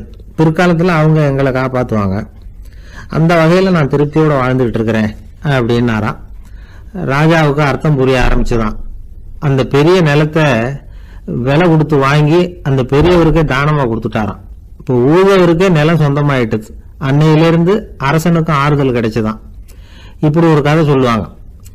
8 அணா வருமானத்தை வச்சுக்கிட்டு எப்படி காலத்தை தள்ளுறதுன்னு சொல்றதுக்காக இந்த கதையை சொல்றதாக யாரும் தப்பா நினைச்சுக்க கூடாது. கிடைக்கிறத எப்படி பங்கு போடுறார், எப்படி திருப்தியா வாழறார் அப்படிங்கிறது தான் முக்கியம். அது மாதிரி இன்றைக்கு இந்த பொங்கல் திருநாள்ல உழவர்கள் மனசு மகிழ்ச்சியா இருந்ததுன்னா அது எல்லாரும் மகிழ்ச்சியா இருக்கிறது மாதிரி அர்த்தம். அதனால அவர்கள்ட்ட இருந்து நாம வந்து பாடம் கத்துக்கணும். சில உழவர்கள் தங்கள் நிலத்துல விளையறத தாங்கள் சாப்பிட மாட்டாங்க, அடுத்தவங்கள்ட்ட வித்துட்டு சந்தையில போய் வேற அரிசி வாங்கிட்டு வந்து தான் இவங்க சாப்பிடுவாங்க. அப்படிப்பட்ட விவசாயிகள்லாம் இது உண்டு. பங்கிடுகிற பண்பை உழவர்கள்ட்ட இருந்து கற்றுக்கொள்ளுங்கள் அப்படிம்பாங்க. ஒரு ஆள் நிம்மதியா மகிழ்ச்சியா இருந்தானா, உங்க நிம்மதிக்கும் மகிழ்ச்சிக்கும் என்ன காரணம்னு கேட்டிருக்காரு இன்னொருத்தர். என்கிட்ட இருந்தது பூராவையும் என் பிள்ளைங்களுக்கு சமமா பங்கு போட்டு கொடுத்துட்டேன், எனக்குன்னு எதுவுமே வச்சுக்கல, அதுதான் நிம்மதிக்கு காரணம்னு இருக்கான். உங்ககிட்ட இருந்தது எவ்வளவு இருந்தது அப்படின்னு கேட்டிருக்காரு அவரு. மொத்தமா ஒரு 50,000 ரூபாய் இருக்கும் அப்படின்னு இருக்கான். அவ்வளவும் பணமாவே இருந்ததா அப்படின்னு கேட்டிருக்காங்க அவங்க. இல்லைங்க, அவ்வளவும் கடன், அதை தான் பிரிச்சு கொடுத்துருக்கேன் பிள்ளைங்க கிட்ட அப்படின்னு நானும். அவன் நம்பிக்கை இல்லைன்னா இந்த உலகத்தில் நாம் நடமாடவே முடியாது. அவநம்பிக்கையோடு இருந்துக்கிட்டு இருந்தால் என்றைக்கும் அவஸ்தை தான். நாம் நம்புறது நடக்குதோ இல்லையோ அது வேற விஷயம். ஆனால் எதையும் நம்பி தான் நாம் அடி வைக்க வேண்டியிருக்கு. வேறு ஒன்றும் வேணாம், ஒரு லாட்ரி சீட்டு வாங்குகிறோம், அது எங்கே நமக்கு விழப்போகுது அப்படிங்கிற அவநம்பிக்கையோடவா வாங்குகிறோம். பரிசு நமக்கு தான் அப்படிங்கிற நம்பிக்கை உள்ளூர இருக்கிறதுனால தான் அதை வாங்குகிறோம். இருந்தாலும் முடிவு வேறு மாதிரி ஆகிடுது. அதுக்காக மனசு சோர்ந்து போகிறதில்ல, அடுத்த மாதமும் சீட்டு வாங்குகிறோம். இந்த நம்பிக்கை தான் மனித வாழ்க்கைக்கு ஆதாரம். ஒரு கடையில் போய் டீ சாப்பிட்றீங்க, அந்த டீ நல்ல டீ தானா, அதில் விஷம் கலந்துருக்குமா அப்படிங்கிற சந்தேகம் வந்துட்டுதுன்னு வச்சுங்க. அதுக்கப்புறம் அதை எப்படி நீங்கள் சாப்பிட முடியும்? நம்பி தான் சாப்பிட்ணும். ரயில் ஒழுங்காக போய் சேருங்கிற நம்பிக்கை இருக்கிறதுனால தான் அதில் ஏறி உட்காடுறோம். லெட்டர் ஒழுங்காக போய் சேருங்கிற நம்பிக்கை இருக்கிறதுனால தான் பெட்டியில் போடுறோம். சரி, நம்ம கதையெல்லாம் நம்மளோட இருக்கட்டும். மனித நம்பிக்கை எந்த அளவுக்கு உறுதியாகவும் அறிவுபூர்வமாகவும் இருக்கணுங்கிறதுக்கு அலெக்சாண்டர் வாழ்க்கையில் நடந்த ஒரு சம்பவத்தை உதாரணமாக சொல்லலாம். இந்த உலகத்தையே ஜெயிக்கணும்னு புறப்பட்டார் அலெக்சாண்டர். ஒரு கட்டத்தில் அவர் சிட்னஸ் நதி கரைக்கு சேர்ந்தார். அந்த சமயத்தில் அவருக்கு கடுமையான நோய் வந்துட்டுது. அவர் கூடவே வந்திருந்த கிரேக்க வைத்தியர்கள் என்னென்னமோ முயற்சியெல்லாம் பண்ணி பார்த்தாங்க. இருந்தாலும் அலெக்சாண்டருக்கு வந்திருக்கிறது என்ன நோய்ங்கிறத அவங்களால கண்டுபிடிக்க முடியல. ஏன்னா அந்த பகுதியில் உள்ளவங்களுக்கு மட்டுமே அதிகமாக வரக்கூடிய ஒரு வினோதமான நோயாக இருந்தது அது. ஆனால் அவர் இருக்கிற இடம் எதிரியோட இடம், பாரசீக மன்னனோட ஆளுகைக்கு உட்பட்ட இடம். என்ன பண்ணுறது அப்படின்னு எல்லாரும் யோசனை பண்ணாங்க. பாரசீக மன்னனோட அரண்மனையில் இருக்கிற வைத்தியர் வந்தால் இந்த நோயை குணப்படுத்தி விடுவார் அப்படின்னு சொன்னாங்க. இருந்தாலும் எதிரியோட நாட்டில் இருக்கிற வைத்தியரை கூப்பிட்டு எப்படி நம்பி வைத்தியம் பார்க்க சொல்கிறது அப்படின்னு சொல்லி எல்லாரும் தயங்கினாங்க. ஆனால் அலெக்சாண்டர் தயங்கலை. பரவாயில்ல, அழைச்சிட்டு வாங்கன்னு விட்டார். உடனே அவரை போய் அழைச்சிட்டு வந்துட்டாங்க. அவர் வந்தார். அலெக்சாண்டர் உடம்பை பரிசோதனை பண்ணி பார்த்தார். சரி, இதை குணப்படுத்தி விடலாம், பயப்பட வேண்டியதில்லை. ஆனால் இதுக்கு ஒரு மூலிகை ரசம் தயார் பண்ணி கொடுக்கணும்.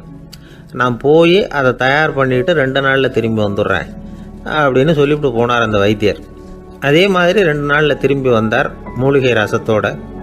இதுக்கு இடையில் அலெக்சாண்டரோட தளபதிகளில் ஒருத்தர் ரகசியமாக ஒரு எச்சரிக்கை கடிதம் கொடுத்து அனுப்பியிருக்கிறான். அதை வாங்கி என்ன விஷயம்னு பார்த்தார்.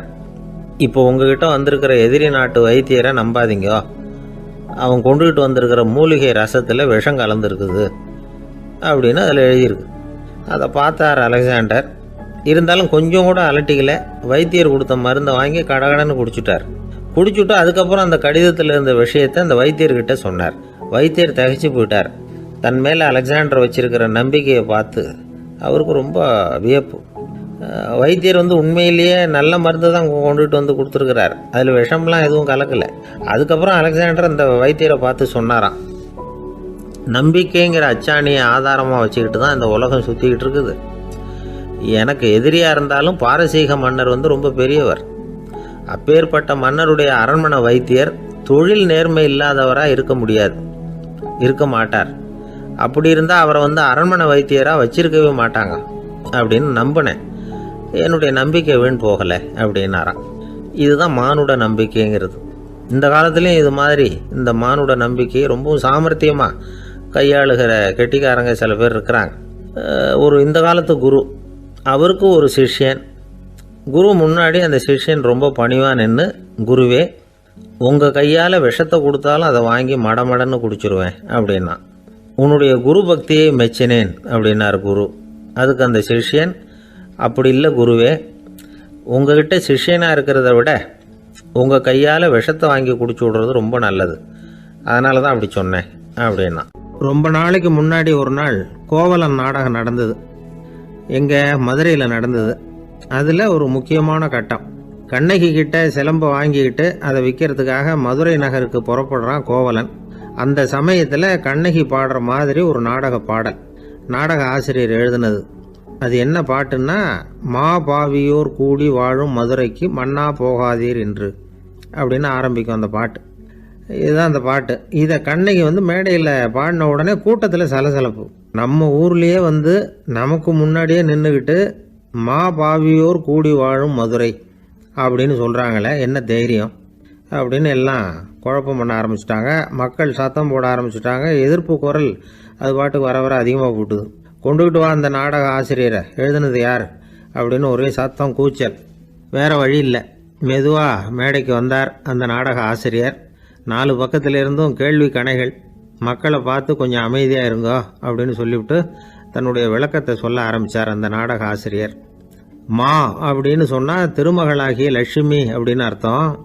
பா அப்படின்னா கலைமகளாகிய சரஸ்வதி. வி அப்படின்னா மலைமகளாகிய பார்வதி. மா பாவியோர் அப்படின்னா திருமகளும் கலைமகளும் மலைமகளும், இவங்க மூவரும் அப்படின்னு அர்த்தம். இந்த 3 பேரும் வாழ்கின்ற மதுரை புனிதம் நிறைந்தது, சகல செல்வங்களும் நிறைஞ்சது. அப்படிப்பட்ட ஊரில் நான் வந்து அணிந்து கொள்ளும் இந்த சாதாரண சிலம்பை யார் வந்து வாங்கிக்குவாங்க அப்படிங்கிற எண்ணத்தோடு தான் கண்ணகி அப்படி சொல்கிறா. அதை நினச்சி தான் நான் எழுதினேன். ஆகவே மதுரையை வந்து ரொம்ப சிரமப்படுத்தணும், ரொம்ப மோசமாக எழுதணும் அப்படிங்கிற எண்ணம்லாம் எனக்கு கிடையாது. பெருமைப்படுத்தணும்னு நினச்சி தான் அப்படி எழுதினேன் அப்படின்னு விளக்கம் கொடுத்தாராம். இந்த விளக்கத்தை கேட்டதும் எல்லாரும் ரொம்ப சமாதானம் ஆயிட்டாங்களாம். இப்படி விளக்கம் கொடுத்த அந்த நாடக ஆசிரியர் யார் தெரியுமா? அவர் தான் தமிழ் நாடக உலகின் முதல் ஆசான் சங்கரதாஸ் சுவாமிகள். அவருக்கு வந்து நகைச்சுவை உணர்வும் அதிகம். 1920ஆம் ஆண்டு திருநெல்வேலியில் அவர் தங்கியிருக்கிறார் நாடகம் நடத்துறதுக்காக. அவர் தங்கியிருந்த வீட்டில் கொசு மூட்டைப்பூச்சி அதிகமாக இருந்திருக்கு. அவரால் தூங்கவே முடியல. அவர் அனுபவித்த தொல்லைகள் ஒரு பாட்டாக உருவாச்சு. வேடிக்கையாக ஒரு பாட்டு எழுதினாராம். மூட்டையும் கொசுவும் ஒரு வீட்டிலே மீட்டிங் போட்டால் முன்னே நிற்க யாரால் முடியும்? கொசு மோகன ராகம் போல சத்தம் போட்டு முன்னே நின்று செய்திடும் யுத்தம். இதை வந்து மறுநாள் நாடகத்தில் கோமாளி வேஷம் போட்ட ஒரு சிறுவனை விட்டு பாட வச்சிருக்காரு. எல்லாரும் சிரித்து ரசித்தாங்களாம். சங்கரதாஸ் சுவாமிகள் வந்து கல்யாணமே பண்ணிக்கல, துறவி மாதிரியே வாழ்ந்திருக்கார். தமிழ் நாடக கலைக்கு தன்னையே அர்ப்பணம் பண்ணிட்டவர் அவர். 1922 நவம்பர் மாதத்தில் ஒரு நாள் புதுச்சேரியில் அவர் வாழ்க்கை முடிஞ்சுது. அப்போ அவருக்கு வயசு 55. சங்கரதாஸ் சுவாமிகள் நாடக ஆசிரியர் மட்டும் இல்லை, மேடை நாடக இயக்குனர், தயாரிப்பாளர். அவரே ஒரு சிறந்த நடிகர். ஒரு தடவை சாவித்திரி நாடகத்தில் இவர் யமதர்மனா வேஷம் போட்டு நடிச்சிருக்கிறார். நாடகம் பார்த்துக்கிட்டு இருந்த கருவுற்ற ஒரு பெண்மணிக்கு பயத்தினால அங்கேயே குழந்தை பிறந்துட்டு தான். அந்த நிகழ்ச்சிக்கு அப்புறம் இவர் இந்த வேஷம் போடுறப்போலாம் ஜனங்களுக்கு முன்கூட்டியே எச்சரிக்கை கொடுக்க ஆரம்பிச்சிருவாராம். அதாவது அப்படி யாராவது பயப்படுறவங்க இருந்தால் கொஞ்சம் கண்ணை மூடிங்க அல்லது எழுந்திரிச்சு போடுங்கன்னு. நடிப்புன்னா அப்படிலாம் இருக்கணும். இந்த காலத்தில் நடிகர் ஒருத்தர் சொன்னார், சார் நான் இந்த நாடகத்தில் நடிக்கிறப்போ முகத்தில் நவரசங்களையும் காட்டி நடித்தேன், உணர்ச்சிகளை எல்லாம் நல்லா காட்டி நடித்தேன். அப்படி இருந்தும் ஜனங்கள் வந்து கல்லை எடுத்து மேடையில் வீசிவிட்டாங்க சார் அப்படின்னார். நாடகத்தில் உங்களுக்கு என்ன வேஷம் அப்படின்னு கேட்டாங்க. அது செத்து கிடக்கிற பணமாக நடித்தேன் சார் அப்படின்னார். காலை நேரம், கடற்கரை ஓரம், காலை வீசிக்கிட்டு கையை வீசிக்கிட்டு ஏதோ சண்டைக்கு போகிற சிப்பாய் மாதிரி எல்லாரும் நடந்து போயிட்டுருக்கிறாங்க. நடைப்பயிற்சி. அதில் நமக்கு தெரிஞ்ச ஒருத்தர் எதிரில் வந்தார் ரொம்ப வேகமாக. என்ன சார் வாக்கிங்க அப்படின்னு கேட்டோம். அவரால் ஆமாம்னு பதில் சொல்ல முடியல, அவ்வளவு கஷ்டம். மூச்சு விடுறதுக்கே வாயை திறந்து மூடிக்கிட்டு இருக்கிறார். எங்கே பேசுறது? கொஞ்சம் நின்று நிதானித்து மூச்சு விட்டுட்டு அதுக்கப்புறம் சொன்னார் ஆமாம் அப்படின்னு. என்ன சார் இவ்வளவு வேகம்னோ? உங்கள் பேச்சை கேட்டுவிட்டு தான் சார் நடக்க ஆரம்பித்தோம். நீங்கள் தான் அடிக்கடி சொல்லிகிட்டு இருந்தீங்க நடக்கிறது நல்லதுன்னு. அன்னையிலேருந்து ஆரம்பிச்சுட்டேன். ஆனால் ரொம்ப கஷ்டமாக இருக்குது சார். இப்போ பாருங்கள், உங்கள்கிட்ட சுலபமாக பேசக்கூட முடியல, மூச்சு வாங்குது, உடம்பு கூட வலிக்கிறது மாதிரி இருக்குது அப்படின்னு அவர் பாட்டுக்கு பேச ஆரம்பிச்சிட்டார். உங்களை யார் சார் இவ்வளவு வேகமாக நடக்க சொன்னது? வேகத்தை குறைங்க, மெதுவாக நடங்க அப்படின்னோம். நீங்கள் நடக்கிறதுனால என்னென்ன சௌகரியம்னு அன்னைக்கு சொன்னீங்களே தவிர சௌகரியமாக நடக்கிறது எப்படின்னு சொல்லலையே அப்படின்னார் அவர். இன்னமும் லேசாக மூச்சு வாங்கிக்கிட்டே சொன்னால் கூட இவர் சொல்கிறதுலேயே ஒரு நியாயம் இருக்குது. அதனால் இந்த நடைப்பயிற்சி பண்ணுறவங்க கவனிக்க வேண்டிய சில முக்கியமான குறிப்புகள் இருக்குது. அது என்னென்னங்கிறத அவங்க தெரிஞ்சுக்கணும். அது தெரிஞ்சு வச்சுக்கிறது நல்லது. இதெல்லாம் மருத்துவ நிபுணர்கள் சொல்கிற குறிப்புகள். அவங்க என்ன சொல்கிறாங்க தெரியுமா? உங்கள் வயசு 40க்கு மேலேயா? உங்கள் எடை வந்து இருக்க வேண்டியதை விட 10 கிலோ அதிகமாக இருக்குதா? நீங்கள் புகை பிடிக்கிறவரா? இதய நோய், இரத்த நாள நோய், உயர் இரத்த அழுத்தம் இப்படி ஏதாவது உங்களுக்கு உண்டா? அப்படின்னா நீங்கள் உங்கள் இஷ்டத்துக்கு வரிஞ்சு கட்டிக்கிட்டு நடைப்பயிற்சி பண்ண ஆரம்பிச்சிடாதீங்க. முதல்ல ஒரு மருத்துவ பரிசோதனை பண்ணிக்கோங்க, அதுதான் நல்லது. அப்படின்னு அவங்க சொல்கிறாங்க. நடக்கிறப்போ, உடற்பயிற்சி செய்கிறப்போ மார்பு பகுதியில் அல்லது வேறு எங்கேயாவது தொடர்ந்து வலி இருந்ததுன்னா பயிற்சியை நிறுத்தி விட்டு டாக்டரை போய் பார்க்கணும். நடைப்பயிற்சி பண்ணுறப்போ உங்கள் சக்திக்கு தகுந்த மாதிரி மெதுவாக அதிக கஷ்டம் இல்லாமல் முன்னேறலாம். அங்கே என்ன போட்டியாக வைக்கிறாங்க, முந்திக்கிட்டு போய் என்ன பண்ண போகிறோம், பரிசாக வாங்க போகிறோம். அதனால் நிதானம் அவசியம் அப்படிங்கிறது அவங்க ஆலோசனை. தொந்தரவு கொடுக்காத ஷூ, ட்ரெஸ்ஸு இதுகளை உபயோகப்படுத்துங்க. பாதத்தில் ஆடு தசை இருக்குல்ல, அங்கே ஏதாவது பிரச்சனை இருந்ததுன்னா டாக்டரை பாருங்கள். இந்த பாதத்தில் வலி வரும் அந்த இடத்துல. வெயில் காலமாக இருந்தால் தலைக்கு தொப்பி வச்சுக்கோங்க. பனியில் நடந்தாலும் அப்படி தான், தலையை பத்திரமா பார்த்துக்குங்க. நம்மக்கிட்ட ஏதோ கொஞ்சம் உருப்படியாக தெரியறது அது தானே. உடற்பயிற்சிக்கு முன்னாடி பின்னாடி பயிற்சி செய்கிறப்போ நிறைய தண்ணி குடிக்கலாமா. முதல் 1 மாதத்துக்கு கொஞ்சம் தளர்த்தியாக சாவகாசமாக நடக்கலாம். மணிக்கு 3 அல்லது 4 கிலோமீட்டர் வேகம்னு வச்சுங்களேன். அதுக்கப்புறம் வேகத்தை அதிகப்படுத்தலாம். மணிக்கு 6 அல்லது 8 கிலோமீட்டர் அளவுக்கு நடக்கலாம். நல்லா கையை வீசிக்கிட்டு நடக்கணும். மூச்சு விடுற எண்ணிக்கை அதிகரிக்கணும். இது மாதிரி ஒரு 30 நிமிஷம் நடக்கலாம். தனியாக நடந்து போகிறதுக்கு உங்களுக்கு என்னமோ மாதிரி இருக்குதா, கூட யாரையாவது சேர்த்துக்குங்க. ஒரு குரூப்பாக சேர்ந்து போகலாம். நடக்கிறதுங்கிறத ஒரு சந்தோஷமான சமாச்சாரமாக ஆக்கிக்கணும். தினம் இப்படி நடக்க வேண்டி இருக்குதே அப்படின்னு புலம்பிக்கிட்டே போகக்கூடாது. சில பேர் நடக்கிறப்போ கடந்த காலத்தை அசை போட்டுக்கிட்டே போவாங்க. சில பேர் வருங்காலத்தை அசை போட்டுக்கிட்டே போவாங்க. சில பேர் முக்கியமான திட்டம்லாம் இப்படி நடக்கிறப்போ தான் தீர்மானம் பண்ணுவாங்க. நடக்கிறதுனால மன இறுக்கம் குறையுது, பரபரப்பு குறையுது, மன ஆற்றல் பெருகுது, தன்னம்பிக்கை வளருது, முதுமை தள்ளி போகுது, செயல்திறன் அதிகரிக்குது. இதை தவிர உடம்புக்கும் பல விதமான சௌகரியங்கள் ஏற்படுது. அதனால் இது வரைக்கும் நடக்க ஆரம்பிக்காதவங்க இனிமேல் இந்த குறிப்புகளை கவனத்தில் வச்சுக்கிட்டு நடக்க ஆரம்பிச்சுடலாம். சார்லஸ் லேம்ப் அப்படின்னு ஆங்கில இலக்கிய மேதை ஒருத்தர், அவர் ஒரு தரம் உடம்பு சரியில்லைன்னு டாக்டர்கிட்ட போனாராம். டாக்டர் அவரை பார்த்துட்டு, நீங்கள் தினமும் காலையில் வெறும் வயத்தில் நடக்கணும் அப்படின்னாராம். வெறும் வயத்தில் நடக்கிறதுக்கு நான் தயார், ஆனால் வயிறு கிடைக்கணுமே சார், யார் வயத்து மேலே நடக்கிறது டாக்டர் அப்படின்னு கேட்டாராம் இவர். தானத்தில் சிறந்தது எது அப்படின்னு ஒரு கேள்வியை கேட்டு, தானத்தில் சிறந்தது நிதானம் அப்படின்னு அதுக்கு ஒரு பதிலும் சொல்கிறவங்க உண்டு. நிதானம் ரொம்ப அவசியம். அதுவும் இன்றைய உலகத்துக்கு ரொம்ப அவசியம். இன்றைக்கி உலகம் ரொம்ப பரபரப்பாக போய்கிட்டு இருக்குது. பொறுமையாக இருக்கணும்னு நினைக்கிறவங்களால கூட அப்படி இருக்க முடியறதில்ல. பொறுமையை சோதிக்கிறது மாதிரி பல சம்பவங்கள், அதையெல்லாம் சந்திச்சே தீர வேண்டியிருக்குது. எங்கே போனாலும் க்யூவில் நிற்க வேண்டியிருக்குது. எங்கே போனாலும் காத்துக்கிட்டு இருக்க வேண்டியிருக்கு. ஆஃபீஸ்லேயோ வீட்லேயோ கூட நீங்கள் நிதானமாக பொறுமையாக நடந்துக்க தெரியலன்னா உங்களுக்கு சிடுமூஞ்சி, முசுடு இப்படிலாம் பேர் வச்சுருவாங்க. அது உங்களுக்கு தேவையா? சரி, வாழ்க்கையில் பொறுமைசாலின்னு பேர் வாங்கிறதுக்கு என்ன வழி? முதல் பாயிண்ட், நீங்கள் நினைக்கிறது, எதிர்பார்க்கறது, செய்கிறது எல்லாமே 100% கரெக்டாக நடக்கணும்னு ஆசைப்படக்கூடாது. எதுவாக இருந்தாலும் அதில் ஓரளவுக்கு தவறு நடக்கலாம் அப்படிங்கிறத எதிர்பார்த்தே இருக்கணும். ஓரளவுக்கு அதை அனுமதிக்கணும். ஒரு நண்பரை 6 மணிக்கு ஒரு இடத்துக்கு வர சொல்லியிருக்கிறீங்க. 6 மணிக்கு அவர் வரலை, உடனே பொறுமை இழந்து நடந்துக்கக்கூடாது. ஒரு 10 நிமிஷம் டிலே ஆகலாம். ஒரு வர்ற வழியில் பஸ்ஸு கூட ஏதாவது டிராஃபிக்கில் மாட்டியிருக்கலாம். அதெல்லாம் எதிர்பார்த்தே கொஞ்சம் காத்திருக்கிறதுல ஒன்றும் தப்பு இல்லை. சில சமயம் டிலே ஆகிறது கூட நல்லதாக முடியும். ஒரு பஸ்ஸை தவற விட்டுட்டு, ஐயோ கொஞ்சம் ஒரு 2 நிமிஷம் முன்னாடி வந்திருந்தா பிடிச்சிருக்கலாமே அப்படின்னு தவிச்சிக்கிட்டு இருப்பாங்க சில பேர். அடுத்தபடியாக வர்ற பஸ்ஸு நேரடியாக நீங்கள் போக வேண்டிய இடத்துக்கே கொண்டு போய் விடுற பஸ்ஸாக கூட இருக்கலாம். அது உங்களுக்கு முன்னாடி தெரியாதுல்ல. சில நெருக்கடியான சூழ்நிலைகளை தமாஷா எடுத்துக்கிறதுக்கு பழகிக்கணும். சில இடங்களுக்கு போகிறப்ப காத்திருக்கிறதுக்கு நம்ம மனசை தயார்படுத்திக்கிட்டே போகணும். ஒரு ரயிலுக்கோ பஸ்ஸுக்கோ அல்லது விமானத்துக்கோ கப்பல் பிரயாணத்துக்கோ போகிறப்போ அங்கே போய் நீங்கள் மணிக்கணக்கில் கூட காத்துக்கிட்டு தான் இருக்கணும். புறப்படுற நேரம் கூட மாறலாம். நீங்கள் போய் சேர்ந்ததும் அது உடனே புறப்படணும்னு கட்டாயமாக என்ன? அது மாதிரி சமயத்தில் படிக்கிறதுக்குன்னு சில சுவாரஸ்யமான புத்தகங்களையும் கையில் எடுத்துக்கலாம். உங்களை சுற்றி எவ்வளவோ சுவாரஸ்யமான சம்பவங்கள் நடந்துக்கிட்டு இருக்குதுல்ல, அதையெல்லாம் வேடிக்கை பாருங்கள். எதுக்காக காத்துக்கிட்டு இருக்கிறோமோ அந்த காரியத்தில் உண்மையாகவே நமக்கு ஒரு அக்கறை இருந்தால் நமக்கு போர் அடிக்காது. சில கோயில்களில் பார்த்துருப்பீங்க, தரிசனத்துக்காக பக்தர்கள் நாள் கணக்கில் காத்துக்கிட்டு இருப்பாங்க. அவங்களெலாம் அழுத்துக்கிறது இல்லை. ஆண்டவனை தரிசிக்கணுங்கிற உண்மையான அக்கறை இருக்கிறதுனால அவங்களுக்கு போர் அடிக்கிறது இல்லை. ஆனால் சில சினிமா தியேட்டரில் கூட பார்க்கலாமே, சினிமா கியூ கூட அப்படி தான். சாயந்தரம் 6 மணி ஆட்டத்துக்கு காலம்பரம் 6 மணிக்கே போய் கூட காத்துக்கிட்டு இருப்பாங்க. அவங்களுக்கெல்லாம் போர் அடிக்காது, படம் பார்க்குற ஆர்வம். இன்னொரு முக்கியமான விஷயத்தை நாம் பழக்கப்படுத்திக்கணும். Live for the moment. அப்படிங்கிறாங்க நிபுணர்கள். ரொம்ப பேர் எப்படின்னா அடுத்தபடியாக நடக்க போகிற விஷயத்திலேயே கவனமாக இருப்பாங்க. அந்த நினைப்புலேயே இந்த நிமிஷத்தை பொறுமை இல்லாமல் கழிப்பாங்க.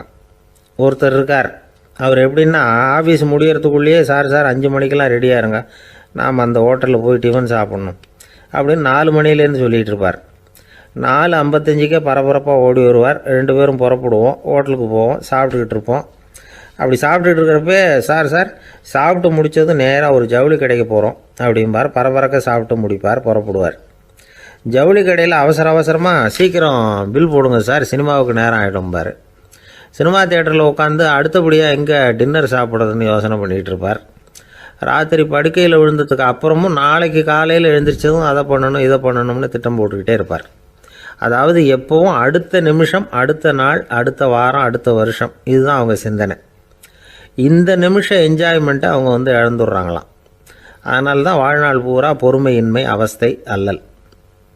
அதனால் நாம் எல்லாரும் வாழ்க்கையில் நிதானமாக இருக்கிறதுக்கு கற்றுக்கணுமா. அதுக்காக இந்த நிதானத்துக்கு வேறு விதமான அர்த்தம் பண்ணிக்கக்கூடாது. ஒருத்தர் அப்படித்தான் ஒரு தடவை அவருடைய குதிரை காணாமல் போயிட்டு தான். அதுக்காக அவர் கவலைப்படலை, நிம்மதியாக இருந்தார், சந்தோஷமாக இருந்தார். என்ன சார் இது, உங்கள் குதிரை திருட்டு போயிட்டுதுங்கிறீங்க, நீங்கள் கவலைப்படாமல் இருக்கிறீங்களே அப்படின்னு கேட்டாங்களாம். அதுக்கு அவர் சொல்லியிருக்கார், நல்ல வேளை சார், கட்டியிருந்த குதிரை காணாமல் போயிருக்குது. நான் அது மேலே உட்காந்துருக்கிற சமயம் அது காணாமல் போயிருந்ததுன்னா, திருட்டு போயிருந்ததுன்னா நானும் சேர்ந்தில் காணாமல் போயிருப்பேன் அப்படின்னாராம். எவ்வளவு நிதானமான ஆள் பாருங்கள். ஒரு ஊரில் ஒரு மன்னர் இருந்தார். ஒரு நாள் அவருடைய அரசவைக்கு ஒரு ஓவியன் வந்தான். அவன் சீனா தேசத்திலிருந்து வந்தவன், தாவோ சிந்தனையாளன். அவன் அங்கே மன்னர் முன்னாடி நிற்கிறான். யாரும் செய்ய முடியாத ஒரு காரியத்தை என்னால் செய்ய முடியும்னா. இவன் இப்படி சொன்னதை கேட்டதும் ஏற்கனவே அங்கே இருந்த அரசவை ஓவியன் ஒருத்தனுக்கு கோபம் வந்துட்டுது. இதோ பாரு, இப்படிலாம் பேசக்கூடாது, நான் வேணும்னா உன்னுடைய சவாலை ஏற்றுக்கிறேன் அப்படின்னா. நாம் 2 பேரும் ஓவியம் தீட்டுவோம், அதை பார்த்துட்டு நம்ம 2 பேரில் யார் சிறந்த ஓவியன் அப்படிங்கிறத மன்னரே தீர்மானம் செய்யட்டும், என்ன சொல்கிற அப்படின்னு கேட்டான். அவனும் சரின்னு ஒத்துக்கிட்டான். போட்டி ஆரம்பமாச்சு. அரசர் அவங்களுக்கு 2 சுவர்களை ஒதுக்கி கொடுத்தார். 6 மாத காலம் அவகாசம் கொடுத்தார். 2 ஓவியர்களும் அவங்கவுங்க வேலையை ஆரம்பித்தாங்க. இரவு பகலாக வேலை செய்ய ஆரம்பிச்சுட்டாங்க. 6 மாதம் முடிஞ்சது. அரசர் பார்த்தார். முதல்ல தன்னுடைய அரசவை ஓவியர் தீட்டியிருந்த ஓவியத்தை பார்த்தார். ரொம்ப பிரமாதமாக இருந்தது, பாராட்டினார். இதோ பாரு, உன்னுடைய ஓவியம் அற்புதமாக இருக்குது, உயிரோட்டம் உள்ளதாக இருக்குது, கலையின் உச்சமே இதுதான், இதை விட சிறந்த ஒரு ஓவியத்தை வேற யாராலையும் படைக்க முடியாது அப்படின்னார். அதுக்கப்புறம் அந்த சீன ஓவியன்கிட்ட போனார். எங்கே உன்னுடைய ஓவியம்னு கேட்டார். திரைச்சீலையை விலக்கி விட்டு பாருங்கன்னா. மன்னர் அந்த திரைச்சீலையை விளக்குனார். உள்ளே ஓவியம் இருக்க வேண்டிய இடம் கண்ணாடி மாதிரி தெரிஞ்சுது. அவன் அந்த 6 மாத காலமாக அந்த சுவரை தேய்ச்சி கண்ணாடி மாதிரி ஆக்கி வச்சிருக்கிறான். அதுக்கு நேராக எதிர் சுவரில் அரசவை ஓவியன் தீட்டின ஓவியம் இருக்குது. அது எதிரில் இருந்த இந்த கண்ணாடியில் பட்டு பிரதிபலிக்குது. மன்னர் யோசனை பண்ண ஆரம்பித்தார். அப்புறம் அந்த சீன ஓவியனை பார்த்து கேட்டார், இதை பாரு, நீ என்னுடைய ஆளை தோற்கடிச்சுட்ட அப்படிங்கிறதுல சந்தேகம் இல்லை, ஆனாலும் எங்களை ஏமாத்தி இருக்கிற, எந்த ஓவியமும் நீ வரையிலையே அப்படின்னார். அரசே, இதுதான் உண்மையான ஓவியம், உயிருள்ள ஓவியம். இது மனோபாவங்களை பிரதிபலிக்கும், மாறுகின்ற காலங்களை அப்படியே காட்டும் அப்படின்னா அந்த சீன ஓவியன். கையால் வரைகிற ஓவியங்களில் சலனம் இல்லை, கண்ணாடி அப்படி கிடையாது, சக்தியின் ஓட்டம் அதில் எப்பவும் இருந்துக்கிட்டே இருக்கும். கண்ணாடி மட்டுமே ஜீவன் உள்ள ஓவியமாக இருக்க முடியுங்கிறத அந்த சீன ஓவியன் தெரிஞ்சு வச்சிருந்தான். ஏன்னா அவன் ஒரு தாவோ சிந்தனையாளன். ஒவ்வொரு குழந்தையும் இந்த கண்ணாடியோடு தான் பிறக்குது. ஆனால் நாம் என்ன செய்கிறோம்னா ஓவியங்களை கண்ணாடி மீது பதிப்பிச்சு விடுறோம். கண்ணாடி நம்மளை பிரதிபலிக்குது. நம்முடைய அழகோ அவலட்சணமோ கண்ணாடியை பாதிக்கிறது இல்லை. ஏன்னா அதுக்கு மனம் கிடையாது. கடந்து போன வினாடியை பற்றி அது சிந்திக்கிறது இல்லை. அடுத்த கணத்தை பற்றின எதிர்பார்ப்பும் அதுகிட்ட கிடையாது. அதுதான் பற்றற்ற நிலை. மனிதனுக்கு தேவைப்படுறது அதுதான். கண்ணாடி கிட்டே இருந்து நாம் கற்றுக்கொள்ள வேண்டிய பாடம் இது. வாழ்க்கையில் மனிதர்களை நேசிக்கலாம், உலகின் அழகையெல்லாம் பிரதிபலிக்கலாம், ஆனால் எதையும் பற்றி கொண்டு விடக்கூடாது அப்படிங்கிறது பெரியவர்கள் அறிவுரை. துயரம்ங்கிறது பற்றுக்களின் சாயை. கண்ணாடி முன்னாடி நிற்கிறப்போவெல்லாம் நமக்கு இந்த ஞாபகம் வரணுமா. ஒரு குடும்பத் தலைவர் ஒரு நாள் காலையில் விடிஞ்சு எழுந்திரிச்சதும் சத்தம் போட்டார். யார் இந்த கருங்குரங்கு படத்தை என் ரூமில் கொண்டாந்து மாட்டி வச்சது அப்படின்னு கத்தினார். சமையல் கட்டிலிருந்து மனைவி பதில் சொன்னாங்க, தூக்க கலக்கத்தில் உளராதிங்க, நல்லா பாருங்க, அது படம் கிடையாது, முகம் பார்க்குற கண்ணாடி அப்படின்னாங்க. ஒரு குரு, இளம் சீடர்கள் எதிரில் உட்காந்துருக்கிறாங்க. குரு பாடம் நடத்திக்கிட்டு இருக்கிறார். சீடர்களுக்கு ஒரு ஆசை, அதாவது ஒரு முக்கியமான மந்திரத்தை நம்ம குருநாதர்கிட்ட இருந்து கற்றுக்கணும் அப்படிங்கிறது அவங்க ஆசை. அது என்ன மந்திரம்னா, இறந்தவரை உயிர்ப்பிக்கக்கூடிய புனித மந்திரம், அதாவது செத்தவங்களுக்கு மீண்டும் உயிர் உண்டாக்குகிற மந்திரம். குருவே, தயவு பண்ணி அந்த மந்திரத்தை எங்களுக்கு உபதேசிக்கணும் அப்படின்னு கேட்டாங்க. அது ரொம்ப ஆபத்தானது, அது என்னத்துக்கு உங்களுக்கு வேண்டாமேன்னாராம் குரு. எங்களுடைய நம்பிக்கை உறுதிப்படுறதுக்காகத்தான் கேட்குறோம், வேற ஒன்றும் இல்லை அப்படின்னாங்களாம் சீடர்கள். பக்குவப்படாத அறிவுங்கிறது ரொம்ப ஆபத்தானது அப்படின்னாராம் குரு. இது சீடர்களுக்கு புரியல. அது எப்படிங்க பக்குவப்படாத அறிவு ஆபத்தானதுன்னு சொல்றீங்க, அப்படின்னா என்ன அப்படின்னு கேட்டிருக்காங்க சீடர்கள். குரு அதுக்கு விளக்கம் கொடுத்தாராம். அந்த மந்திரத்தை எப்போ பயன்படுத்தணுங்கிறது முக்கியம். அதை அறியக்கூடிய ஞானம் ஏற்படுகிற வரைக்கும் அதை தெரிஞ்சுக்காம இருக்கிறது தான் நல்லது, இல்லைன்னா ஆபத்துன்னாராம். ஆனால் அந்த சீடர்கள் அதை கேட்குற மாதிரி இல்லை, ரொம்ப பிடிவாதம் பண்ண ஆரம்பிச்சுட்டாங்க. சரி வாங்க சொல்கிறேன்னார் குரு. எல்லாரும் வந்தாங்க. அந்த புனித மந்திரத்தை அவங்களுக்கு ரகசியமாக உபதேசம் பண்ணார். உபதேசம் பண்ணிவிட்டு அவங்களுக்கு எச்சரிக்கையும் கொடுத்தார்.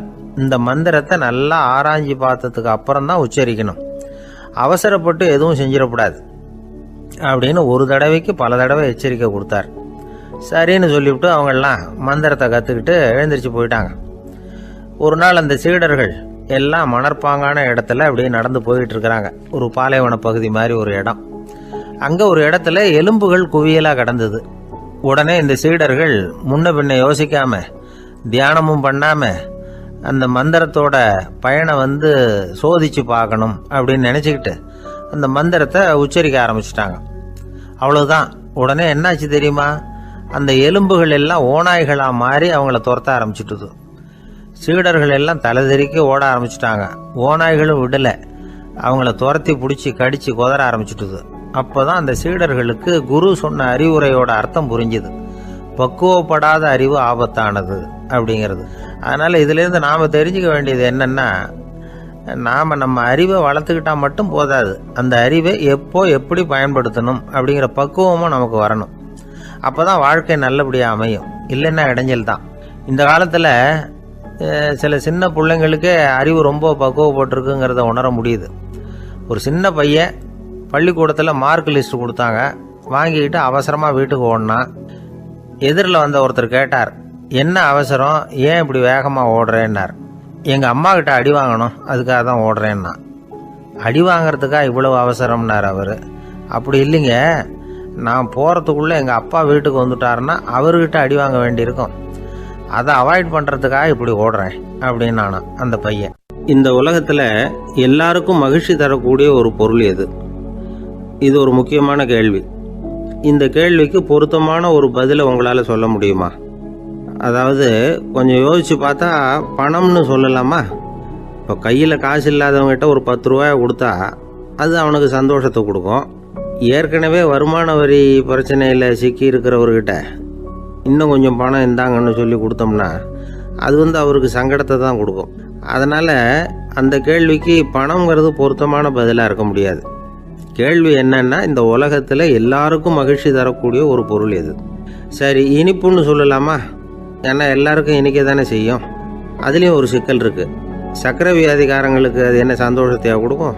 ஆக எல்லாருக்கும் வேறுபாடு எதுவும் இல்லாமல் மகிழ்ச்சியை கொடுக்கக்கூடியது வேற ஏதோ ஒன்று இருக்குது. அது என்னன்னு கண்டுபிடிக்கணும். அதுதான் இன்றைக்கி தகவல். இப்போ அதை கண்டுபிடிக்கணும்னா இந்த கதையை கேட்கணும். அது என்ன கதைன்னா, ஒரு ஊரில் ஒரு ராஜா இருந்தார். அவருக்கும் இதே சந்தேகம் வந்துட்டுது. அதாவது எல்லாருக்கும் இன்பம் தரக்கூடிய பொருள் எது அப்படின்னு. இதுக்கு பதில் தெரிஞ்சுக்கிறதுக்கு ஆசைப்பட்டார். சரி, அதுக்கு என்ன செய்யலாம்னு யோசனை பண்ணார். நாட்டு மக்களுக்கு பகிரங்கமாக ஒரு அறிவிப்பு கொடுத்தார். நம்ம நாட்டு மக்கள் இன்பம் தரக்கூடிய பொருள் எதுன்னு நினைக்கிறாங்களோ அதை கொண்டுகிட்டு அரண்மனையில் உள்ள கண்காட்சி மண்டபத்தில் வைக்கலாம். அப்படி அவங்க வைக்கிற பொருள்களில் எது எல்லாருக்கும் இன்பம் தரக்கூடியதாக இருக்குமோ அதை வச்சவருக்கு 1000 பொற்காசுகள் பரிசு அப்படின்னு அறிவிப்பு கொடுத்துட்டார். ஜனங்கள் இந்த அறிவிப்பை கேட்டாங்க. அதுக்கப்புறம் சும்மா இருப்பாங்களா? 1000 பொற்காசுன்னா சும்மாவா? அவங்க கையில் என்னென்ன கிடைச்சதோ அதையெல்லாம் கொண்டாந்து அரண்மனை காட்சி மண்டபத்தில் வச்சுட்டாங்க. அதுக்கப்புறமா ராஜா அங்கே வந்தார். ஒவ்வொன்றா பார்த்துக்கிட்டே வந்தார். முதல்ல ஒரு குயில் இருந்தது, இனிமையாக பாடக்கூடிய குயில். இந்த குயிலோட இன்னிசை எல்லாருக்கும் இன்பம் தரக்கூடியது தான். இருந்தாலும் காது கேட்காதவங்களுக்கு இந்த இசை எப்படி இன்பம் தர முடியும்? அதனால் இது சரியில்லைன்னு விட்டார். அடுத்தபடியாக போனார். அங்கே என்ன வச்சுருக்குறாங்கன்னு பார்த்தா ஒரு அழகான மயில் அங்கே தோகை விரித்து ஆடிக்கிட்டு இருக்குது. இந்த மயிலோட ஆட்டம் மனசுக்கு இன்பம் தரக்கூடியது தான். இருந்தாலும் பார்வை இல்லாதவங்க இந்த ஆட்டத்தை பார்த்து ரசிக்க முடியுமா? முடியாது. அதனால் இதுவும் சரியில்லை அப்படின்னு சொல்லிவிட்டார். அதுக்கு அடுத்தபடியாக போனார். பல வகையான இனிப்பு பண்டங்களை வச்சுருந்தாங்க. பார்த்தார், வயசானவங்களுக்கும் நோயாளிகளுக்கும் இது இன்பம் தராது, துன்பம் தான் கொடுக்கும் அப்படின்னார். இப்படி ஒவ்வொன்றா பார்த்துக்கிட்டே போகிறார். அழகான மலர்கள், கனிகள், ஓவியங்கள் எதுவுமே பொருத்தமாக தெரியல. சகல பேருக்கும் இன்பம் தரக்கூடிய வகையில் எதுவும் இல்லை. கடைசியாக வந்தார். அங்கே ஒரு களிமண் பொம்மை இருந்தது. அது என்ன பொம்மை தெரியுமா?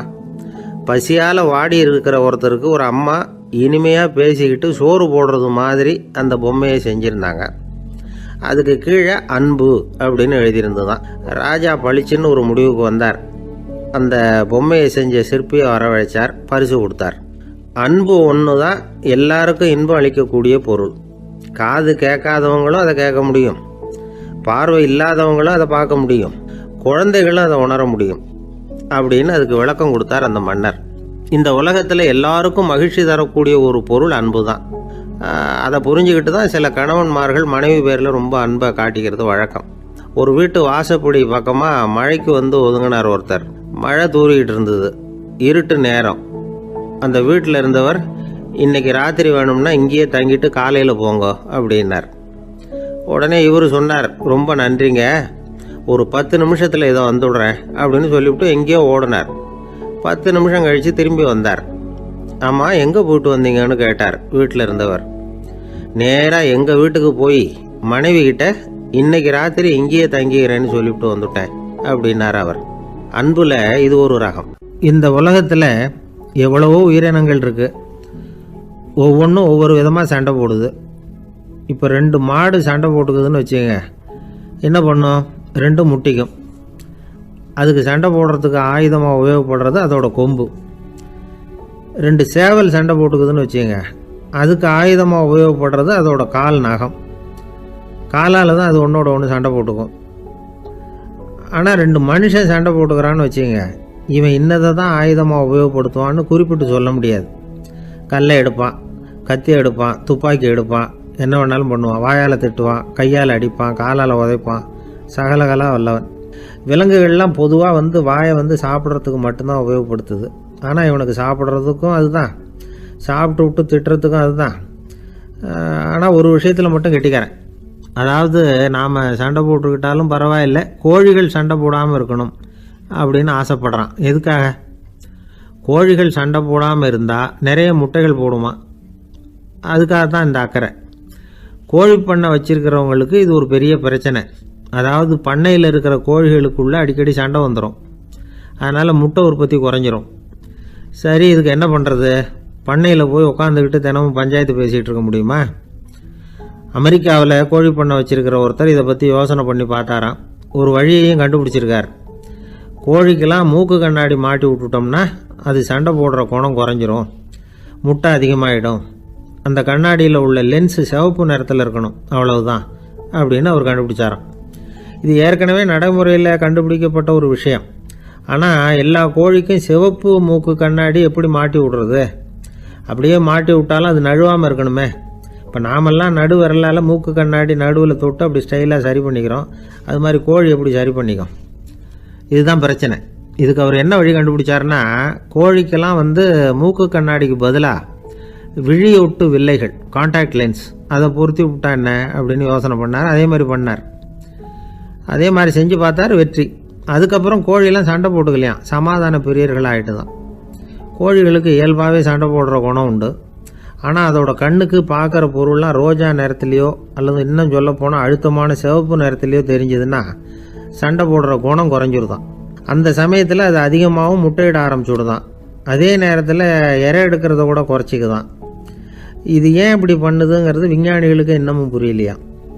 எப்படியோ அமெரிக்க கோழிகள்லாம் கான்டாக்ட் லென்ஸ் பொருத்திக்க ஆரம்பித்தாச்சு. கோழி கழுத்தை பிடிச்சிக்கிட்டு ஒரு சில வினாடிகளில் அதை பொருத்தி விட்றாங்களாம். கோழியோட ஆயுள் பூரா அது அப்படியே இருக்குமா. பண்ணையில் முட்டை உற்பத்தி குறைஞ்சா இது மாதிரி விஞ்ஞானபூர்வமாக பரிகாரம் தேடுறது தான் நல்லது. நமக்கு வேண்டியப்பட்ட ஒருத்தர் அவர் ஒரு கோழி பண்ணை வச்சுருந்தார். அந்த பண்ணையில் பாதி கோழி திடீர்னு செத்து போச்சு. உடனே ஒரு கால்நடை மருத்துவர்கிட்ட போக வேண்டியது தானே. அங்கே போகல. உள்ளூரில் மந்திரம் பண்ணிகிட்டு இருந்த ஒரு சாமியார்கிட்ட போனார். அவர் காலில் விழுந்தார். சாமி, என் பண்ணையில் பாதி கோழி செத்து போட்டுதுன்னார். சாமியார் யோசனை பண்ணார். சரி, பண்ணையில் வாசப்படி கிழக்கு பக்கமாக வச்சுருக்கியா மேற்கு பக்கமாக வச்சுருக்கியான்னு கேட்டார். கிழக்கு பக்கமாக இருக்குன்னார் அவர். அதுதான் தப்பு, மேற்கு பக்கமாக அதை மாற்று சரியாக போடும்னாராம். அதே போல் இவர் போய் மாற்றிவிட்டார். அப்பவும் பாதி செத்து போச்சு. மறுபடியும் சொன்னார், சாமி மறுபடியும் பாதி கோழி செத்து போட்டுதேன்னார். சரி, கூரை எப்படி போட்டிருக்க, ஓடு போட்டிருக்கியா இல்லை கீத்து போட்டிருக்கியான்னார். ஓடு போட்டிருக்கேன்னாராம் அவர். அதுதான் தப்பு, அதை கீத்து போட்டுரும் சரியாக போடும்னாராம். சரின்னு போய் அதையும் மாற்றி பார்த்தார். மறுபடியும் போயிட்டுது, கோழி செத்து போச்சு. வந்தார். மறுபடியும் பாதி செத்து போச்சு சாமின்னு வந்தார். இவரும் யோசனையை மாற்றி மாற்றி சொல்லிகிட்டே இருக்கிறார். இப்படி அவரும் மாற்றி மாற்றி பார்த்தார். 6வது தடவையாக அவரை தேடிட்டு வந்தார். அந்த சமயத்தில் இவர் ரொம்ப தீவிரமாக யோசனை பண்ணி பார்த்துட்டு, அது சரிப்பா, நீயும் என்கிட்ட சளைக்காமல் வந்துக்கிட்டு இருக்கிற, நானும் யோசனை சொல்லிகிட்டு இருக்கேன். இப்போவும் உங்ககிட்ட சொல்கிறதுக்கு என்கிட்ட யோசனை நிறையா இருக்குது. ஆனால் சோதிக்கிறதுக்கு உங்ககிட்ட கோழி இல்லையே, என்ன பண்ணுறது அப்படின்னாராம். இவர் வந்து போய்கிட்டு இருந்தார். அவர் தோளில் ஒரு பெரிய துணி மூட்டை, அதை சுமந்துக்கிட்டு கடத்தெருவை நோக்கி அவர் போய்கிட்டு இருக்கிறார். வழியில் அவரை சந்தித்தார் உமர். அவர் கேட்டார், கலீஃபா அவர்களே, எங்கே புறப்பட்டுட்டீங்க அப்படின்னு கேட்டார். கலீஃபான்னா ஆட்சித்தலைவர்னு அர்த்தம். இதுக்கு அவர் சொன்னார், நான் துணி வணிகம் செய்கிறவன், அதனால் துணி வியாபாரம் செய்கிறதுக்காக போயிட்டுருக்கிறேன்னார். நீங்கள் இப்போ இந்த நாட்டுக்கு ஆட்சித்தலைவர், ஆட்சி பொறுப்பில் இருக்கிறீங்க. நீங்கள் வியாபாரம் செய்ய போட்டால் அரசு பணிகளை செய்கிறது யார் அப்படின்னு கேட்டார் அவர். நான் அரசு பணிகளை மட்டுமே செஞ்சுக்கிட்டு இருந்தா என் குடும்பத்தை காப்பாற்றுறது யார் அப்படின்னு கேட்டார் அவர். இப்படி கேட்டவர் யார் தெரியுமா? அவர் தான் அபூபக்கர், இறை தூதர் முகமது அவர்களுக்கு பிறகு கலீஃபாவாக தேர்ந்தெடுக்கப்பட்டவர். அப்போலாம் ஆட்சி தலைவர்களுக்கு சம்பளம்னு எதுவும் கிடையாது. இந்த பிரச்சனையை எப்படி தீர்க்கிறதுன்னு யோசனை பண்ணார் உமர். அபு உபைதா அவர்கள்கிட்ட அழைச்சிட்டு போனார். அவர் யாருன்னா, அவர் தான் பொது நிதி கருவூலத்தின் பொறுப்பாளர். அவர்கிட்ட பிரச்சனையை சொன்னார். இது மாதிரி ஆட்சி தலைவருக்கு பொது நிதியிலிருந்து ஊதியம் அளிக்க முடியுமான்னு கேட்டார். பொது நிதி விதிகளின்படி அதுக்கு சாத்தியம் இல்லைன்னு சொல்லிவிட்டார் அவர். சரி, வேற ஏதாவது வழி இருக்குதான்னு கேட்டார் உமர். அபு உபைதா கொஞ்சம் யோசனை பண்ணி பார்த்தார். அப்புறமா சொன்னார், மக்காவிலிருந்து மதீனாவுக்கு குடிபெயர்ந்து வந்த அகதிகளுக்கு நிதி உதவி அளிக்கிறதுக்கு விதிகளில் இடம் இருக்கு. அப்படி பார்த்தா அபூபக்கரும் அகதி தானே, அதனால எல்லா அகதிகளுக்கும் கொடுக்கறது மாதிரியே அவருக்கும் ஒரு தொகை அளிக்கலாம்னார். கலீஃபா அபூபக்கருக்கு இந்த அகதி உதவி தொகையைத்தான் கொடுத்துட்டு வந்தாங்களாம். குடும்ப செலவுக்கு அது போதுமானதா இல்லை. இருந்தாலும் கலீஃபாங்கிறதுக்காக மற்ற அகதிகளை விட அதிகமாக தொகையை பெற அவர் விரும்பலை. மார்பு பக்கம் கிழிஞ்சிருந்த ஒரு மேலாடையை தான் அவர் அணிஞ்சிருந்தார். அவருடைய துணைவியார் அஸ்மா, அவங்க ஒரு நாள் தேன் அருந்த ஆசையாக இருக்குன்னாங்களாம். நமக்கு கிடைக்கிற ஊதியம் குடும்ப செலவுக்கே போதுமானதா இல்லையே, இந்த நிலையில் தேன் வாங்கிறதுக்கு காசுக்கு நான் எங்கே போவேன்ருக்கார் அவர். கொஞ்ச நாள் கழித்து அவங்க ஒரு தொகையை அவர்கிட்ட கொடுத்து தேன் வாங்கிட்டு வர சொன்னாங்களாம். இவருக்கு ஆச்சரியம், ஏது இந்த பணம்னு கேட்டிருக்காரு. நீங்கள் தினமும் குடும்ப செலவுக்காக கொடுத்துக்கிட்டு வந்த பணத்தில் கொஞ்சம் கொஞ்சமாக மிச்சப்படுத்தி வச்சேன்னாங்களாம். அபூபக்கர் அந்த பணத்தை எடுத்துக்கிட்டு நேராக பொது நிதி கருவூல பொறுப்பாளர்கிட்ட போனார். இந்த பணத்தை பொது நிதியில் சேர்த்துருங்க, இது அதிகப்படியாக எனக்கு தரப்பட்டு வந்த ஊதியம், அடுத்த மாதத்துலேருந்து இந்த தொகையை குறைச்சிங்கன்னு வேற சொல்லிவிட்டாராம். பசியை தணிக்க தேவையான அளவு உணவு, ஒரு ஜோடி உடை, இதை தவிர கூடுதலாக மக்கள் பொது நிதியிலிருந்து வாங்கிக்கிறதுக்கு என் குடும்பத்தாருக்கு உரிமை இல்லை அப்படின்னு சொல்லி கண்டிப்பாக சொல்லிவிட்டாராம். அவர் வாங்கிட்டு வந்த அந்த குறைந்த ஊதியம் கூட அவர் மனசை உறுத்திக்கிட்டே இருந்தது. கடைசி நேரம் அவர் தம்முடைய மகள் ஆயிஷா அவர்களை அழைச்சார். மகளே, இதுவரைக்கும் பொது நிதியிலிருந்து நான் வாங்கிட்டு வந்த தொகை என்னுடைய இதயத்தில் பாரமாக அழுத்திக்கிட்டு இருக்கு. என் தோட்டத்தை விற்று அதில் வர்ற பணத்திலிருந்து நான் இதுவரைக்கும் வாங்கிட்டு வந்த ஊதிய தொகையை கணக்கு போட்டு பொது நிதியில் சேர்த்து விடு அப்படின்னாராம். பதவி ஏற்கிறதுக்கு முன்னாடி தன்கிட்ட இருந்ததை விட இப்போ கூடுதலாக என்ன சொத்து இருக்குன்னு பார்த்துருக்கார். ஒரு ஒட்டகம், ஒரு கோப்பை, ஒரு பணியாள். இதையும் அடுத்தபடியாக கலீஃபாவா வர்றவர்கிட்ட ஒப்படைச்சிருங்க அப்படின்னு விட்டாராம். அதே மாதிரி அடுத்து வந்த உமர்கிட்ட ஒப்படைச்சாங்க. அப்போ உமர் சொன்னாராம், அபூபக்கரே, இந்த முன்மாதிரியால் உங்களுக்கு பிறகு இந்த ஆட்சி பொறுப்பை ஏற்கிறவர்களை பெரும் நெருக்கடிக்கு ஆளாகி விட்டீங்க அப்படின்னு சொல்லி ரொம்ப கண் கலங்கினாராம். கடைசியாக அபூபக்கர் தன்னுடைய குடும்பத்தாருக்கு விட்டு சென்ற சொத்து ஒரு படுக்கை விரிப்பு, ஒரு போர்வை, அவ்வளவுதான். இது சிந்திக்க வேண்டிய ஒரு செய்தி. ஒரு ஊரில் ஒரு மன்னர் இருந்தாராம். அமைச்சர் அவர்கிட்ட சொன்னாராம், மன்னா, நம்ம ராஜ்யத்தில் இனிமே லஞ்ச ஊழலே இருக்காதுன்னாராம். ஆஹா, அப்படின்னா ஊழல் பேர் வழிகளையெல்லாம் நாடு கடத்தியாச்சா அப்படின்னு கேட்டிருக்காரு மன்னர். இதுக்கு அவர், அப்படி இல்லைங்க, இனிமே கொடுக்கறதுக்கு ஜனங்கள்கிட்ட பணமே இல்லை அப்படின்னாராம். ஒரு நண்பர் இருக்கார். எப்போ பார்த்தாலும் கையில் ஒரு புத்தகம் இருக்கும். புத்தகம் இல்லாமல் எங்கேயும் புறப்பட மாட்டார். எதுக்காக இப்படி எடுத்துகிட்டு போகிறீங்க அப்படின்னு கேட்டால், எனக்கு இது ஒரு நல்ல நண்பன் மாதிரி. இந்த காலத்தில் எங்கே போனாலும் காத்திருக்க வேண்டியிருக்கு. அது மாதிரி சமயத்தில் நான் நண்பன் கூட பேசிக்கிட்டு இருப்பேன் அப்படிம்பாரான். ஒருத்தர் ஒரு பெரிய அரச பதவியில் இருந்தார். அவர் பதவியிலிருந்து இறங்க வேண்டிய சூழ்நிலை. அரசு கொடுத்துருந்த வீட்டை விட்டுட்டு வெளியில் வர்றார். வரும்பொழுது 2 கையிலேயும் 2 பெட்டியை எடுத்துகிட்டு வந்தாராம். சார், உங்களுடைய உடைமைகள் அப்படின்னு கேட்குறாங்க அங்கே இருந்த ஊழியர்கள். இவர் தன்னுடைய கையில் இருக்கிற பெட்டியை காட்டி, இதுதான் என்னுடைய சொத்து அப்படின்னாராம். ஒரு பெட்டியில் அவருடைய உடைகள், இன்னொரு பெட்டியில் அவர் விரும்பி படிக்கிற புத்தகங்கள். அவ்வளவுதான். இதுதான் இருந்துதான். புத்தகம் படிக்கிறது மனசுக்கு நல்லதுங்கிறது நமக்கு தெரியும். புத்தக வாசிப்பு உடம்புக்கும் நல்லதுங்கிறாங்க. அது நமக்கு ஆச்சரியமாக தான் இருக்குது. ஒரு நபர் ஒரு வருஷத்தில் சராசரியாக 2000 பக்கங்களை படிச்சிருக்கணுமா, யுனெஸ்கோ பரிந்துரை. ஆனால் நம்ம நாட்டில் நாம் சராசரியாக படிக்கிறது 32 பக்கங்கள். அவ்வளவுதான். இவ்வளவுக்கு நம்ம நாட்டில் 6000த்துக்கும் மேற்பட்ட நாளேடுகள், 2000த்துக்கும் மேற்பட்ட இதழ்கள், மலர்கள், இவ்வளவு இருந்தும் சரியாக வரல. இந்த உலகத்தில் முதல் நூலகம் எங்கே எப்போ ஆரம்பமாச்சு தெரியுமா? கிமு 2500ஆம் ஆண்டில் அது ஆரம்பமாயிருக்குது. பாபிலோனியாவில் அமில் அனு அப்படிங்கிற அரசன் தான் நூலகத்தை உருவாக்கி இருக்கிறான். அப்போல்லாம் தாள் கிடையாது, களிமண் தான். களிமண் பலகைகளில் எழுதி அது தொகுத்து அப்படியே நூலாக்கி அதை நூலகத்தில் வச்சுருப்பாங்களாம். அரசருடைய நூலகத்தில் 1000த்துக்கும் மேற்பட்ட நூல்கள் இருந்ததாக வரலாற்று குறிப்பு இருக்குது. அது மட்டும் இல்லை, அந்த நூலகத்தில் பொருள் வாரியாக, அதாவது சப்ஜெக்ட் வாரியாக புத்தகங்களை வகைப்படுத்தி வச்சுருந்தாங்களாம். அதில் மிச்சம் இருந்த ஒரு 25 களிமண் பலகை புத்தகங்கள் இன்றைக்கும் பிரிட்டிஷ் அருங்காட்சியகத்தில் இருக்குதான். அச்சு, தாள் இதெல்லாம் ஏற்பட்டதுக்கு அப்புறம் அமைக்கப்பட்டது தான் பிரான்சில் இருக்கக்கூடிய பாரிஸ் நூலகம். 1480 பிரெஞ்சு மன்னர் 11ஆம் லூயி இந்த நூலகத்தை அமைச்சாராம். ஆனால் அப்போல்லாம் அரசர்கள் மட்டும்தான் நூலகத்தை பயன்படுத்த முடியுமா. அதுக்கப்புறம் 17ஆம் நூற்றாண்டில் இந்த முறை மாறி பொதுமக்கள் அங்கே போகலாம், படிக்கலாம் அப்படிங்கிற நிலைமை வந்துதான். போட்லியன் நூலகம் அப்படின்னு அதுக்கு பேர், பாரிஸ் நகரத்தில் இருக்குது. அங்கே தான் நூல்களின் பட்டியல் தயாரிப்பு பணி ஆரம்பமாச்சு. கல்வி வளர்ச்சியையும் நூலகத்தையும் இணைச்சவர் நெப்போலியன் போனபார்ட். முன்பணம் செலுத்தி புத்தகத்தை படிக்கிற முறையையும் அவர் தான் கொண்டுகிட்டு வந்தாராம். மக்கள்கிட்ட வசூலிக்கிற வரியின் ஒரு பகுதியை நூலகத்துக்கு பயன்படுத்தினவரும் அவர் தானா. நெப்போலியன் நூலகத்தில் உலகத்தில் உள்ள எல்லா மொழி நூல்களும் இருக்குதான். அங்கே ஒரு தமிழ் நூலும் இருந்திருக்குது. அது என்னென்னா கம்பராமாயணம். சோவியத் யூனியனுக்கு படையெடுத்து போனப்போ அங்கேருந்து லட்சக்கணக்கான புத்தகங்களை இந்த பனிச்சறுக்கு வாகனங்கள் இருக்குல்ல, அதில் கொண்டுகிட்டு வந்ததாக வரலாறு. அடுத்தபடியாக குறிப்பிட்டு சொல்லத்தக்க நூலகம் எதுன்னா பிரிட்டிஷ் நூலகம். மிக பழைய கையெட்டு பிரதியெல்லாம் கூட அங்கே இருக்குது. 1753 ஆரம்பமாச்சு. அதில் உள்ள நூல்களை வரிசையாக அடுக்கினா 180 கிலோமீட்டர் நீளத்துக்கு வருமா. மிகப்பெரிய நூலகம் அமெரிக்க தலைநகர் வாஷிங்டனில் இருக்குதான். இந்தியாவை பொறுத்த வரைக்கும் பெரிய பழைய நூலகம் எதுன்னா கல்கத்தா நூலகம். எல்லா இந்திய மொழி நூல்களும் இங்கே உண்டு. மகாகவி பாரதியார் நடத்தின இந்தியாங்கிற இதழின் எல்லா பிரதிகளும் அங்கே பாதுகாப்பாக இருக்குது. படிக்கும் பழக்கம் இங்கே வளர வேண்டியிருக்குது.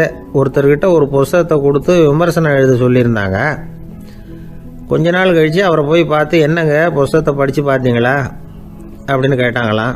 இதுக்கு அவர் சொல்லியிருக்கிறார், இன்னும் நான் படித்து பார்க்கலிங்க, இப்போ தானே விமர்சனமே எழுதி முடிச்சிருக்கிறேன், இனிமே தான் படிக்கணும் அப்படின்னாராம்.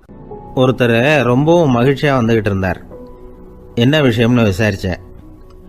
நான் தோற்று போயிட்டேன், அதுதான் மனசுக்கு மகிழ்ச்சியாக இருக்குது அப்படின்னார். எனக்கு இது ரொம்ப ஆச்சரியமாக போச்சு. இந்த உலகத்தில் தோற்று போகிறவங்க யாரும் மகிழ்ச்சியாக இருக்கிறது இல்லை. அப்படி இருக்கிறப்ப இவர் இப்படி சொல்கிறாரே, எங்கே தோற்று போனீங்கன்னு கேட்டேன். அதுக்கப்புறம் தான் அவர் விவரமாக சொன்னார். என்னோட 5 வயசு குழந்தையோட நான் விளையாடிக்கிட்டு இருந்தேன். அந்த விளையாட்டில் என் குழந்தை ஜெயிச்சுட்டுது, நான் தோற்று போயிட்டேன் அப்படின்னார் ரொம்ப உற்சாகமாக. நான் யோசித்து பார்த்தேன். அதாவது நாம் சின்ன குழந்தையாக இருக்கிறப்போ எந்த விளையாட்டில் கலந்துக்கிட்டாலும் அதில் நாம் தான் ஜெயிக்கணும்னு ஒரு வெறி நமக்குள்ளே இருக்கும். நம்மளை எதிர்த்து விளையாடுறவர் நல்லவரா கெட்டவரா, பெரியவரா சின்னவரா அப்படிங்கிறதெல்லாம் முக்கியம் கிடையாது. அவர் தோற்று போகணும், நாம் ஜெயிக்கணும், அதுதான் முக்கியம். எதிரியை சந்தோஷப்படுத்த விளையாடுகிற கலை அப்போ நமக்கு தெரியறதில்ல. வாழ்க்கையில் ஒரு பக்குவம் வந்ததுக்கு அப்புறம் வெற்றி பெறணுங்கிற மன அழுத்தம் போயிடுது. போட்டியில் ஜெயிக்கணுங்கிறத விட குழந்தைய சந்தோஷப்படுத்தணுங்கிறது முக்கியமாக போச்சு. ஜெயிக்கணுங்கிற வெறி ஓடி போட்டுது. ஒரு குழந்தையா இருந்தப்போ நம்ம வளர்ச்சிக்கு உதவிய வெறி பெரியவனானதுக்கு பிறகு நமக்கு எதிரியாக மாறுது.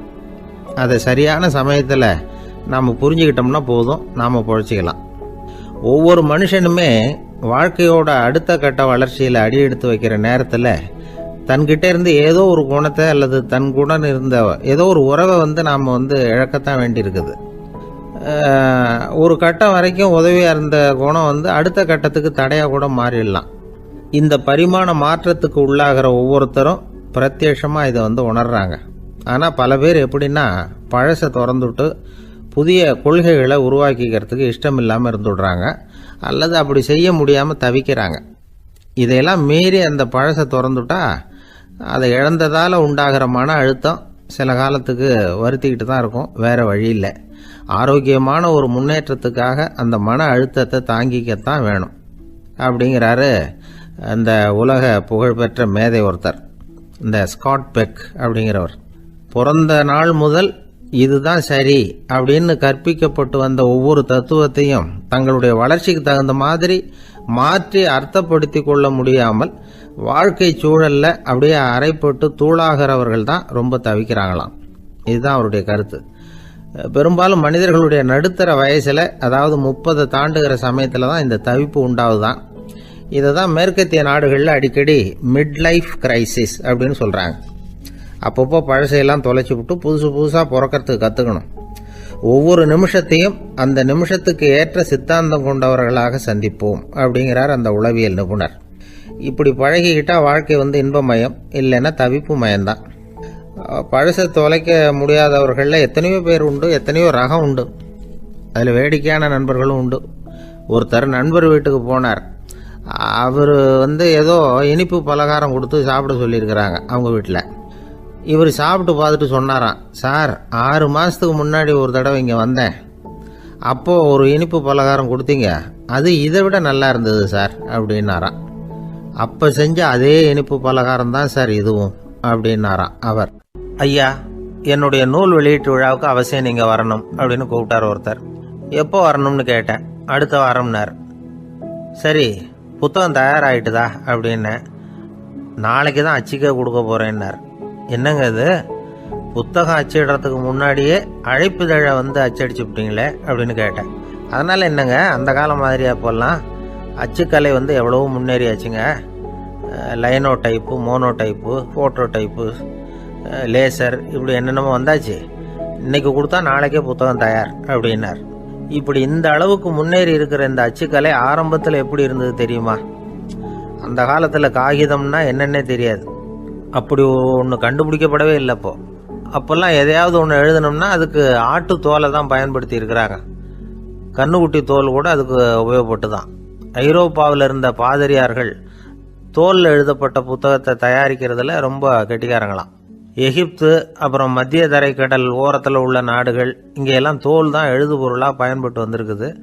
ஆனால் நம்ம நாட்டில் ஓலைச்சுவடிகளை எழுத்துக்கு பயன்படுத்தி இருக்கிறாங்க. எழுதுறதுக்கு தோலை பயன்படுத்தினவங்க பிறகு பேப்பரைஸ் அப்படிங்கிற கோரை புல்லை அதுக்கு பயன்படுத்தினாங்களாம். இதெல்லாம் அப்படி கொஞ்சம் கொஞ்சமாக கண்டுபிடிச்சிட்டு வந்திருக்கிறாங்க. அந்த புல்லை கச்சிதமாக நறுக்க வேண்டியது, நல்லா பதப்படுத்த வேண்டியது, அதுக்கப்புறம் அதில் எழுத வேண்டியது, அவ்வளவுதான். பேப்பருங்கிற சொல்லே இந்த பேப்பைரஸ் அப்படிங்கிறதுலேருந்து வந்தது தான். அதுக்கப்புறம் தான் காகிதம் வந்தது. இதை முதல்ல சீன நாட்டில் தான் கண்டுபிடிச்சாங்க. அது வந்த பிறகு அச்சு எந்திரம் கண்டுபிடிக்க வேண்டிய அவசியம் ஏற்பட்டது. அதை கண்டுபிடிச்சவர் ஜெர்மானிய அறிவியல் அறிஞர் ஜான் கூட்டன்பர்க். அச்சு கலைக்கு அடித்தளம் அமைச்சவர் அவர் தான். ஜெர்மனியில் மெயின்ஸ் அப்படிங்கிற ஊரில் 1399 பிறந்தார்.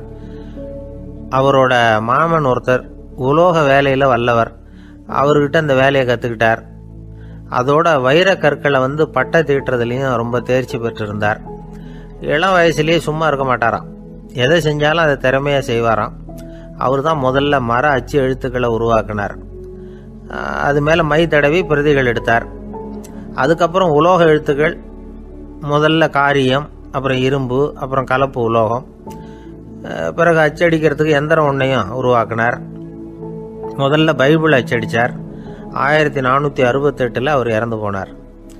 16ஆம் நூற்றாண்டில் மேலை நாடுகளிலிருந்து மர எழுத்துக்களை கொண்டுகிட்டு தமிழ்நாட்டில் கிறிஸ்துவ நூல்களை அச்சிட்டாங்க. அப்போல்லாம் அச்சகங்கள் போதிய அளவுக்கு இங்கே இல்லை. அதுக்கு என்ன காரணம்னா, இந்தியர்கள் அச்சகங்களை நடத்தக்கூடாது அப்படின்னு சட்டம். 1835 வரைக்கும் அந்த சட்டம் நடைமுறையில் இருந்தது. இந்த நிலைமையில் அங்கேயும் இங்கேயுமா 1-2 அச்சகங்கள் ஆரம்பமாச்சு. 1713 தரங்கம்பாடியில் லூத்தரன் மிஷன் அச்சகம், அதே ஆண்டில் சென்னையில் எஸ்பிசிகே அச்சகம். இது ரெண்டும் தான் இந்தியாவில் முதல்ல தொடங்கப்பட்ட அச்சகங்கள். ஆட்டுத்தோல்லையும் ஓலைச்சுவடியிலையும் எழுதப்பட்ட எழுத்துக்கள் இன்னைக்கு எங்கேயோ போயிட்டுது. ஆனால் நம்ம ஊரில் எழுத்தாளர்கள் நிலைமை தான் ஒன்றும் சொல்லிக்கிறது மாதிரி இல்லை. நம்ம ஆள் ஒருத்தர் சொன்னார், சார், நான் சொந்தத்தில் ஒரு அச்சாபீஸ் வச்சுருந்தேன், இப்போவும் வச்சுருக்கிறேன். அதனால் என்னுடைய படைப்புகளை புத்தகமாக வெளியிடுறதுல எனக்கு ஒன்றும் கஷ்டம் இல்லை. வருஷத்துக்கு ஒரு புத்தகம் எழுதி வெளியிட்டுருவேன். 15 வருஷமாக இலக்கிய உலகத்துக்கு இப்படி சேவை செஞ்சுக்கிட்டு வர்றேன். ஆனால் இந்த வருஷம்தான் வாசகர்கள் எனக்கு பாராட்டு விழா நடத்தியிருக்கிறாங்க அப்படின்னார். இந்த வருஷம் அப்படி என்ன விசேஷம் அப்படின்னு கேட்டோம். இந்த வருஷம்தான் நான் எந்த புத்தகம் எழுதி வெளியிடாமல் இருந்தேன், அதுக்காகத்தான் எனக்கு இந்த பாராட்டு விழா அப்படின்னார். ஊருக்கு வெளியில் அமைதியான ஒரு இடம், அங்கே ஒரு ஆசிரமம், அங்கே ஒரு சாமியார். அவர் தினமும் நல்ல போதனைகள்லாம் செய்வார். பல பேர் போய் அங்கேயே சில நாள் தங்கி இருந்து அவர் சொல்கிற அறிவுரைகளை எல்லாம் கேட்டுக்கிட்டு வர்றது வழக்கம். ஒரு தடவை அவரை பார்த்துட்டு போகிறதுக்காக 3 வெளியூர் தம்பதிகள் வந்தாங்களாம். அந்த மடத்திலேயே சாப்பிட்டுக்கிட்டு தங்கி இருந்து அவங்களுடைய போதனைகளை கேட்டுக்கிட்டு போகணுங்கிறது அவங்க நோக்கம். காலையில் குளிச்சுட்டு பூஜையில் உட்காந்தார் அந்த சுவாமி. இவங்களும் குளிச்சுட்டு அந்த பூஜையை பார்க்கறதுக்காக அவர் முன்னாடி உட்காந்தாங்க. பூஜை ஆரம்பமாச்சு. சம்பிரதாயப்படி அது ரொம்ப நேரம் நடந்துக்கிட்டே இருக்குது. இவங்களுக்கு நல்ல பசி இருந்தாலும் இந்த நேரத்தில் அதை எப்படி வெளியில் காட்டிக்கிறது? பேசாமல் இருந்தாங்க. அந்த சுவாமி பூஜையை முடித்தார். அதுக்கப்புறம் பேச ஆரம்பித்தார். பேச்சு அருமையாக தான் இருந்தது, அமிர்தமாக தான் இருந்தது. இருந்தாலும் இவங்களுக்கு இருக்கிற வயிற்று பசி அது சரியாக கவனிக்க விடலை. அந்த சுவாமியே இதை கவனிச்சதா தெரியல. இவங்களுக்கு மனசுக்குள்ள ஒரு எண்ணம், உள்ள சாப்பாடு தயாராகிட்டு இருக்கும் போல இருக்கு, இந்த பேச்சு முடிஞ்சது நம்மளை உள்ளே அழைச்சிட்டு போய் சாப்பாடு போடுவாங்கன்னு நினைக்கிறோம் அப்படின்னு இவங்களாம் நினச்சிக்கிட்டாங்க. ஆனால் சுவாமி இதை பற்றி எதுவுமே பேசலை, கண்டுக்கலை. ஒரு அம்மாவால் அதுக்கு மேலே சும்மா இருக்க முடியுமா? முடியல. சாப்பாட்டை கவனிக்கலாமா அப்படின்னு சொல்லி மெதுவாக ஆரம்பித்தாங்க. கவனிக்கலாமே அப்படின்னு உள்ளே அழைச்சிட்டு போனார் சுவாமி. இவங்க ரொம்ப அவசரமாக எழுந்திருச்சு உள்ளே ஓடினாங்க. அங்கே ஒரு மேஜை மேலே ஒரு கிண்ணம் மூடி இருந்தது. இதுதான் சாப்பாட்டு மேஜை போல இருக்கு, இங்கே சாப்பாடு வந்துடும் அப்படின்னு நினச்சாங்க. உடனே போய் சுற்றி உட்காந்துக்கிட்டாங்க. சுவாமி அந்த கிண்ணத்தை எடுத்து அந்த அம்மா கிட்ட கொடுத்தார். அவங்க அதை வாங்கி மூடியை திறந்து பார்க்குறாங்க. உள்ளே ஒரு சாவி இருக்குது. சரிதான், இது சமையலறை சாவி போல இருக்கு, அங்கே போய் அதை திறந்து சாப்பாட்டை நாமே எடுத்துக்கிட்டு இங்கே வச்சுக்கிட்டு சாப்பிடணும் போல இருக்கு அப்படின்னு நினச்சாங்க. சாவி இருக்கு இல்லையா, வாங்க பூட்டு நிறைய காட்டுறேன் அப்படின்னு சுவாமி அவங்கள அழைச்சிட்டு போனார், காட்டினார். இவங்க அந்த அறையை ரொம்ப ஆவலோடு திறந்தாங்க. உள்ளே பார்த்தா அங்கே அரிசி, பருப்பு, விதவிதமான காய்கறி எல்லாம் இருக்குது. சமையலுக்கு வேண்டிய மிளகாய், எண்ணெய், பால், தயிர், நெய் இப்படி எல்லாமே இருக்குது. அடுப்பு, விறகு, நெருப்பு போட்டி அது கூட அங்கே இருக்குது. சாப்பாடு தயாராக இருக்கும்னு நினச்சிக்கிட்டு போனால் இப்படி இருக்குதே அப்படின்னு சொல்லி அதை பார்த்ததும் ரொம்ப சோர்ந்து போட்டாங்க அவங்க. சுவாமி, என்ன இது சாப்பாடு இல்லையா அப்படின்னாங்க. அதுதான் சாப்பாட்டுக்கு வேண்டிய எல்லாம் இங்கே இருக்குதே, அடுப்பு மூட்டி நீங்கள் தான் அவங்கவுங்க ருசிக்கு தகுந்த மாதிரி சமைச்சிக்கணும். இந்த சன்னியாசிக்கு எப்படி சமைக்க தெரியும் அப்படின்னு கேட்டார் சுவாமி. சாப்பாடு தயாராக இருக்கும்னு நாங்கள் எதிர்பார்த்தோம் அப்படின்னாங்க. நீங்கள் இப்படி சொல்லுவீங்கன்னு நானும் எதிர்பார்த்தேன். இது வரைக்கும் நான் எவ்வளவோ தத்துவம்லாம் எடுத்து சொன்னேன். எல்லாத்தையும் விட இதுதான் அனுபவபூர்வமான தத்துவம். ஆண்டவன் நமக்கு நல்ல மனசை கொடுத்துருக்குறான், நல்ல வாய்ப்புகளையும் தந்திருக்கிறான், அதையெல்லாம் பயன்படுத்திக்கக்கூடிய மூளையையும் சிந்தனையையும் கொடுத்துருக்குறான். அதனால் அடுப்பை தான் நீங்கள் மூட்டணும், அடுப்பை நீங்கள் தான் மூட்டணும், உங்களுக்கு உகந்ததை நீங்கள் தான் சமைச்சு ருசித்து அனுபவிக்கணும். ஆண்டவனே அதை செஞ்சுக்கிட்டு இருக்க மாட்டான் அப்படின்னாராம் அந்த சுவாமி. நம்முடைய வாழ்க்கையில் பல நல்ல பலன்களை பெறறதுக்கு நாம் தான் முயற்சி பண்ணணும். அதுக்குரிய சூழ்நிலையை தான் ஆண்டவன் கொடுப்பானே தவிர அதை விளக்கறதுக்காக தான் அந்த சுவாமி அப்படி செஞ்சு காட்டியிருக்கிறார். இது ஒரு பெரியவர் இப்படி ஒரு விளக்கம் கொடுத்தார். அதுக்கப்புறம் அந்த 3 தம்பதிகளும் தெளிவடைஞ்சுட்டாங்களாம். நாம் தெளிவடைகிறது எப்போங்கிறது தான் தெரியல அப்படின்னு பல பேர் இதை கேட்டுட்டு சொல்லிகிட்டு இருக்கிறாங்க. இந்த கதையை நம்முடைய நண்பர் ஒருத்தர்கிட்ட சொன்னேன். அந்த நண்பர் ரொம்ப சந்தோஷப்பட்டார். நீங்கள் சொல்கிறது கரெக்டு சார், ஆனால் நான் அதை விட ஒரு படி மேலே சார். எனக்கெல்லாம் அரிசி பருப்பு இருக்கிற ரூம் எதுன்னு கையை காட்டிட்டா போதும், உடனே கிண்ணத்துலேருந்து சாவியை எடுத்து கொடுக்கணுங்கிற அவசியம்லாம் இல்லை எனக்கு. அப்புறம் எப்படி ரூமை திறந்துருவீங்க அப்படின்னு கேட்டேன். பூட்டை உடைச்சி திறந்துருவேன், அதுதான் எனக்கு பழக்கம் அப்படிங்கிறார். ஒரு காலத்தில் பிரஷ்யா அப்படின்னு ஒரு தேசம் இருந்தது. இப்போ ஜெர்மனி இருக்குல்ல, இதோட பெரும்பகுதி ஒரு காலத்தில் பிரஷ்யாங்கிற பேரில் இருந்தது. அப்போ அதுக்கு அரசராக இருந்தவர் மகா ஃப்ரெடரிக், அதாவது ஃப்ரெடரிக் தி கிரேட் அப்படின்னு சொல்லுவாங்க. அந்த ராஜாவுக்கு ஒரு சந்தேகம். நாம் பல வகையான வரிகளை விதித்து வசூல் பண்ணுறோம், அப்படி பண்ணி வருமானம் குறைஞ்சிக்கிட்டே போகுதே, இதுக்கு என்ன காரணமாக இருக்கும்? இதுதான் அவருக்கு ஏற்பட்ட சந்தேகம். ஒரு சமயம் அந்த அரசர் தம்முடைய அமைச்சர்களையும் பிரபுக்களையும் தளபதிகளையும் கூப்பிட்டு ஒரு விருந்து வச்சார்.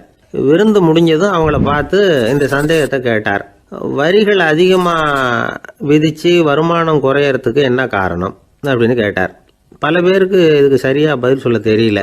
அனுபவசாலியான ஒரு தளபதி எழுந்திருச்சார். அரசே, அது எப்படிங்கிறத இப்போ உங்களுக்கு காட்டுறேன்னார். உடனே ஒரு பெரிய பனிக்கட்டி ஒன்றை தன்னுடைய கையில் எடுத்தார். அதை அப்படியும் எப்படியும் திருப்பி பார்த்தார். அப்புறம் அடுத்தவர்கிட்ட கொடுத்தார். அவரும் அதை அப்படியும் இப்படியும் திருப்பி பார்த்துட்டு அடுத்தபடியாக இருந்தவர்கிட்ட கொடுத்தார்.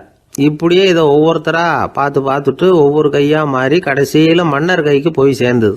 மன்னர் கைக்கு அந்த பனிக்கட்டி போய் சேர்ந்தப்போ அது கொஞ்சம் கொஞ்சமாக உருகி ஒரு பட்டாணி கடலை சைஸுக்கு ஆயிட்டுது. மன்னர் யோசனை பண்ணார், வரி அதிகமாக போட்டாலும் வந்து சேர்றது குறைவாக இருக்கிறதுக்கு என்ன காரணம் அப்படிங்கிறது அவருக்கு புரிஞ்சு போச்சு. காலம்தான் மாறிட்டு இருக்கே தவிர இந்த கையூட்டு வாங்குற பழக்கம் மாறினதாக தெரியல. இன்னொரு ராஜா இருந்தார். அவர் தன்னுடைய ராஜாங்கத்தில் லஞ்ச ஊழலே சுத்தமாக இருக்கக்கூடாது அப்படின்னு நினச்சார். அவர்கிட்ட பல்வேறு துறைகளுக்கும் பொறுப்பாக இருந்த பல பேரும் ரொம்ப சுத்தமாகவும் நேர்மையாகவும் இருந்தாங்க. ஒரே ஒருத்தர் மட்டும் எல்லார்கிட்டையும் லஞ்சம் வாங்கிட்டே இருந்தார். அவரை வேறு வேறு துறைகளுக்கு மாற்றி பார்த்தாரு. அந்த ராஜா என்னென்னமோ பண்ணி பார்க்குறாரு. எந்த வேலையை கொடுத்தாலும் அதுலேயும் லஞ்சம் வாங்கிறதுக்கு ஒரு வழியை உண்டு பண்ணிக்குவார் அந்த ஆள். ராஜாவுக்கு இது ஒரு பெரிய தலைவலியாக போட்டுது. இவர் என்ன பண்ணுறது, இவருக்கு என்ன வேலையை கொடுக்கறது, கொஞ்சம் கூட லஞ்சம் வாங்கிறதுக்கு சான்ஸே இல்லாத ஒரு வேலையை கொடுக்கணும் அப்படின்னு திட்டம் போட்டார். ஒரு நாள் அவருக்கு அந்த உத்தரவும் போட்டுட்டார். அதாவது அவருக்கு என்ன வேலைன்னா, கடற்கரையில் தான் அவருக்கு ஆஃபீஸ், அங்கேயே இருந்துக்க வேண்டியது. தினமும் எத்தனை கடல் அலை கரையில் வந்து மோதுது அப்படிங்கிறத கணக்கெடுத்து ராஜாவுக்கு தெரிவிக்க வேண்டியது. இதுதான் அவருக்கு வேலை. பேசாமல் அலையை எண்ணிட்டு உட்காந்துருக்கிட்டோம், அப்போவாவது அவர் லஞ்சம் வாங்குகிற சந்தர்ப்பம் இல்லாமல் போயிடும் அவருக்கு அப்படின்னு நினச்சார் ராஜா. இந்த ஆள் கடற்கரைக்கு போய் டியூட்டியில் ஜாயின் பண்ணிக்கிட்டார். ஒரே மாதத்தில் அங்கே சொந்தமாக ஒரு பிரம்மாண்டமான மாளிகை கட்டிவிட்டார். ராஜாவுக்கு இது பெரிய ஆச்சரியமாக போச்சு. அலையை என்ற வேலையில் அந்த ஆள் எப்படி பணம் சம்பாதிச்சார் அப்படின்னு விசாரித்து பார்த்தார் அக்கம் பக்கத்தில். அந்த ஆள் என்ன பண்ணியிருக்கிறாருன்னா, கடற்கரையில் போய் பொறுப்பை ஏற்றுக்கிட்ட உடனே அங்கே இருந்த மீனவர்கள்கிட்ட எல்லாம் இந்த கரையில் வந்து ஒரு நாளில் வந்து மோதுகிற அலைகள் எத்தனை அப்படின்னு கேட்டிருக்காரு. அது எப்படிங்க தெரியும்னு இருக்காங்க அவங்க. தினமும் அந்த எண்ணிக்கை தெரியணும். நம்ம ராஜாவுக்கு தினமும் அறிக்கை அனுப்பணும், டெய்லி ரிப்போர்ட்டு. தவறுனா நீங்கள் இந்த கடலில் போய் மீன் பிடிக்கிறதுக்கு ராஜாவோட அனுமதி கிடைக்காது அப்படின்ட்டுருக்காரு. உடனே மீனவர்களும் பயந்து போட்டாங்க. கடலுக்கு போகிறதுக்கு அனுமதி இல்லைன்னா பட்டினி கிடக்கிறது மாதிரி ஆகிடுமே. மெதுவாக அந்த ஆளுகிட்ட போனாங்க, காதோட காதாக சொன்னாங்க, ஐயா, எங்களால் வந்து கடல் அலையை வந்து எண்ண முடியாது. தினமும் எங்களால் முடிஞ்சதை உங்களுக்கு பணமாக கொடுத்துட்றோம். நீங்கள் தான் ராஜா கிட்ட சிபாரிசு பண்ணி நாங்கள் தொடர்ந்து மீன் பிடிக்கிறதுக்கு அனுமதி வாங்கி கொடுக்கணும் அப்படின்னு வேண்டிக்கிட்டாங்க. பணம் தினமும் வந்து சேர ஆரம்பிச்சுட்டுது. பதவியில் மற்ற பதவியோட இந்த பதவி எவ்வளவோ மேல் அப்படின்னு நினச்சிட்டான் அந்த ஆள். அது மட்டும் இல்லை, தயவு பண்ணி என்னை இந்த இடத்த விட்டு மாற்றி விடாதீங்க சார் அப்படின்னு வேற கேட்க ஆரம்பிச்சிட்டானா. கிபி 1078 வருஷம் மார்ச் மாதம் 19ஆம் தேதி திங்கட்கிழமை அதிகாலை நேரம் ஒரு குழந்தை பிறந்தது. எங்க தெரியுமா? காஸ்பியன் கடலுக்கு தெற்கே பாரசீக மொழி வழங்கிய தபரிஸ்தான் மாநிலத்துல ஜீலான்கிற புனித நகர், அதோட புறநகர் பகுதியில உள்ள நீப்புங்கிற ஊர்ல தான் அந்த குழந்தை பிறந்தது. அந்த இடம் இப்போ ரஷ்யாவில் இருக்கு. அந்த குழந்தை யாருன்னு நினைக்கிறீங்க? அதுதான் முஹித்தீன் பெருமான், ஆன்மீக சாதனைகள் புரிந்த மகான் முஹித்தீன் ஆண்டகை. தன்னுடைய 18வது வயசுல உயர்கல்விக்காக ஜீலான் நகரத்தை விட்டு பகுதாத் நகரத்துக்கு புறப்பட்டு போறார். இளம் பிராயம் தானே, அதனால துணைக்கு ஒரு வர்த்தக கூட்டத்தோட சேர்ந்து போயிட்டு இருக்கிறார். ரொம்ப தூரம் போகணும். ஒவ்வொரு இடமா தங்கி தங்கி போயிட்டு இருக்கிறாங்க. ஒரு இடத்துல ஒரு கொள்ளை கூட்டம் பயங்கரமான ஆயுதங்களோட அவங்கள வழிமறிச்சுட்டுது. அந்த வர்த்தக கூட்டம் வச்சிருந்த பொருள்களை எல்லாம் அவங்க பறிச்சு விடுறாங்க. இவங்களும் பயந்துகிட்டு இருந்தது எல்லாத்தையும் அவங்க கிட்ட கொடுத்துடுறாங்க. முஹித்தீன் ஆண்டகை மட்டும் இதையெல்லாம் பார்த்துக்கிட்டு தனியா ஒதுங்கி நிக்கிறார். ஒரு 18 வயசு பையன் மட்டும் இப்படி தனியா அநாத சிறுவன் மாதிரி நின்றுட்டு இருக்கிறத அந்த கொள்ளை கூட்டத்தில் இருந்த ஒருத்தன் பாக்குறான். கிட்ட நெருங்கி வர்றான். அலட்சியமாவும் கிண்டலாவும் உங்ககிட்ட ஏதாவது இருக்குதா அப்படின்னு கேக்குறான். இவங்கிட்ட என்ன இருக்க போகுது அப்படிங்கிற நம்பிக்கையில அவன் அப்படி கேக்குறான். உடனே இவரு ஓ இருக்குதே, என்கிட்ட 40 தீனார் இருக்கு அப்படிங்கிறார். இப்படி சொல்லியும் அந்த கொள்ளைக்காரனுக்கு நம்பிக்கை வரல.